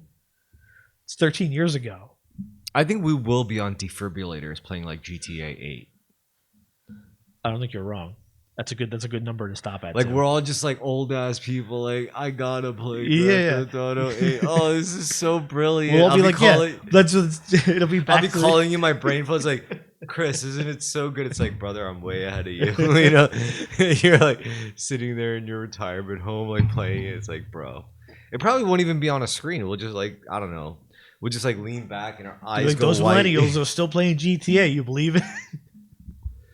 And we're like, bro, I'll never stop until the day I die. Man. That's before the last of. What do you think would be the last GTA game? The last one? Yeah. I think the last ones that we'll ever see is maybe 9. Do you know when I think GTA games have to end? What do you mean? When they have to end? Yeah. Why? Well, what? Like when they have to end? When? Well, how long? Like, what are they going to keep doing? Like, right now, this is still again like it's modern time, right? They're going to end. Grand Theft Auto games are going to end when cars are largely self-driven, mostly self-driven, because there's no point in the game then. No, they'll just do olden times or something. I mean, that's going to take like 100 years because that's like Red Dead then. That's what I'm saying. That's why, like, I don't think they'll ever make any more than 9. in our lifetimes. Yeah, exactly. Yeah. And then they're gonna wait 100 years before they start saying Grand Theft Auto in 1990. Oh, olden times. Well, they already did that in San People Andreas. drove their own cars. You know, they'll be looking at it as like, I get to tune up my own car. What? Like, you know, like horses. You know, like dressing up your horse in Red Dead. They're gonna be like, I get to dress up my car. What kind of saddle do you got? What kind of, you know, like. No. What would be like the cars wouldn't look like cars. They look like robot horses because it'd be so long they don't know what cars really look like, but they knew what horses look like. So they heard horsepower. Are you kidding, dude? In 100 years, they're gonna look back, and they're gonna wish. They're gonna dream about the time. Man, I wish I grew up in the '90s, man. Bro, when they got to be behind the wheel and control their own automobile, going at like 100 miles per hour, dude. Like they're gonna have dreams about that. Like, in fact, people are gonna go to school for it. It's gonna be like literally like, you know, like golf or like track cycling, like in Japan. Like people are gonna go to college just to be able to like get behind the wheel of their own car, to be able to control it in their controlled circuits, thinking they're doing this shit. Meanwhile, for us, we grew up in a time. Back in my day, we got to drive our own cars. We got to buy it, own it, do shit to it. You know? We wouldn't wash them for weeks. We wouldn't wash them for weeks. Our cars wouldn't even talk to us. They wouldn't even serve us snacks. Not a word. We had to pretend we knew what they were saying. Dude, that's the future. It's literally gonna be like that. Like, you drove a car. That's right, Sonny. I drove. seriously, a car. they're gonna be. It's gonna be like riding your own horse. They're gonna. I mean, yeah, like in the future, there's gonna be people with their own car ranches. You know, they're gonna be all have their own cars and their own little derbies, and every once in a while they'll drive a car into town. You know, and everyone's gonna look. The sheriff won't stop them because they're historical. You know, like. Your car's an historical landmark. And it's like a Supra, like a tuned up Supra, like a JDM Supra driving through Oklahoma. Like it's like. I love this guy. Listen, I love this guy ticket, but his Supra is culturally significant. Dude, do you hear that turbocharger? That is a historical piece. It is culturally significant. I want to give the man a ticket. I do, but that's Supra. And he's a veteran. He fought in South America for this. You remember when South America said they didn't want to join? Yeah. Give him his JDM muscle car. Back when the government gave you stuff they promised you. Give him his Justle car. His GI South America car. Oh. Yeah, man. I mean, the future's looking bright. Shit stained, but bright. Like radio, like glow in the dark shit. So it's still bright. It's just smelly. Yeah, it's got that weird chemical smell, but it's bright. Yeah. Like neon. Not like the white divine light that we all want. No. Yo, Chris, let me ask you something. Do you believe in an afterlife? I don't know. Maybe not. You ever heard any stories from people who went through like a near-death experience? Yeah. What did they tell you? Well, I think they just experience like, you know, crossing over a different dimension, just like I love how you just say that so nonchalantly. It's like, oh yeah, you know, they say the same shit that everyone says. They cross into the different dimension. Well, no, I was about to mention like, no, I don't know any near-death story. They hear the bright white light. They see the bright white light. They feel it. It's so warm. They go closer. And fuzzy. They go further away. You know, the typical stuff that people tell you all the time. You want to hear something fucked up? My line of work. What?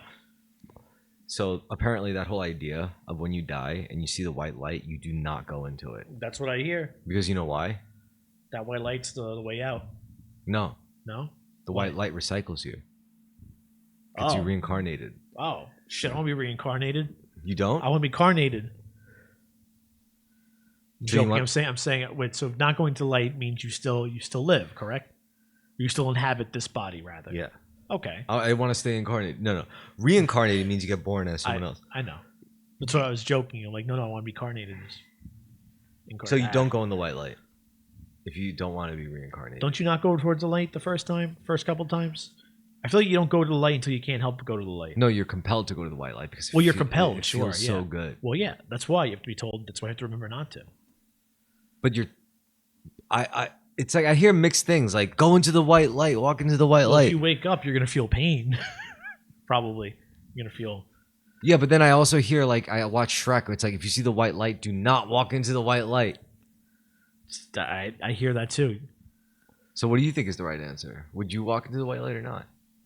Probably wouldn't walk in the light. I don't know. Just stay still. I don't know, man.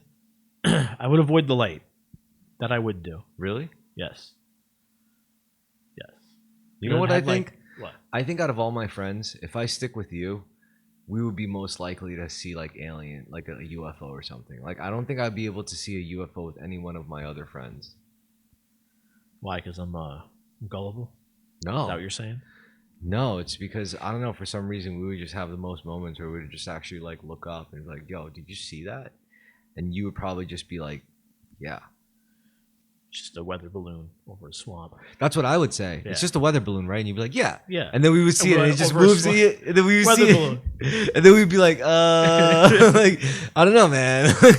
We talk about it. No, some swamp gas got stuck with that weather balloon, and now it's bouncing back and forth. What I would like to think though is that we wouldn't freak out. I don't think we would freak out. Nah. If I was with some friends, I would freak out, but I don't think I would freak out with you if we saw UFO or aliens. No, I wouldn't freak out. I was gonna play it cool.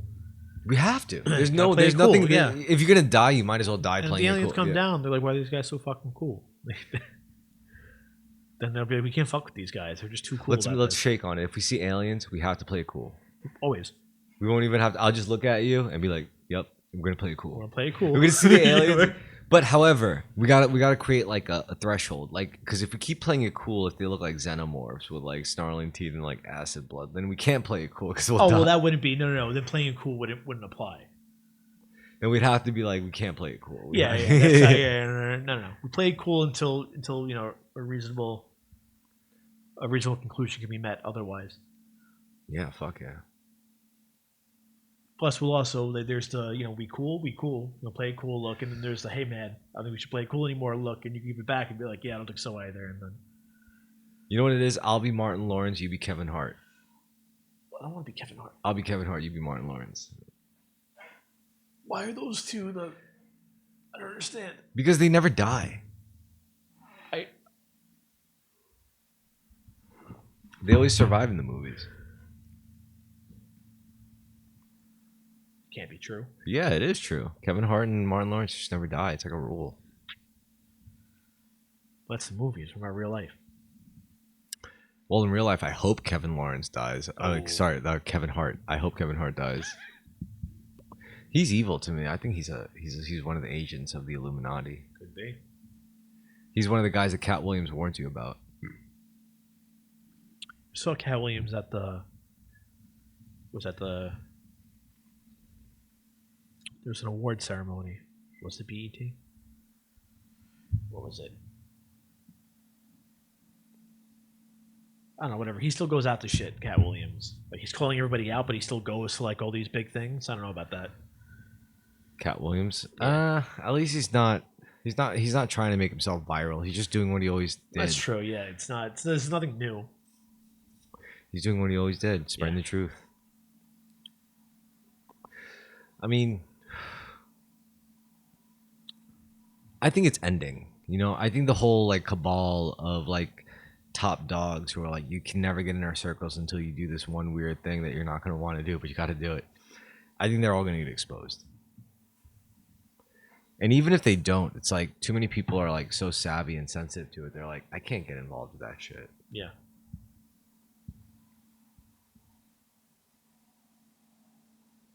But anyway, before we close off, I just want to announce I will be streaming. I will be streaming Arc Raiders. I'm gonna make Chris play Arc Raiders with me. It's a fun ass fucking game. We're gonna have a lot of fun. And I'm also working on a whole DJ set.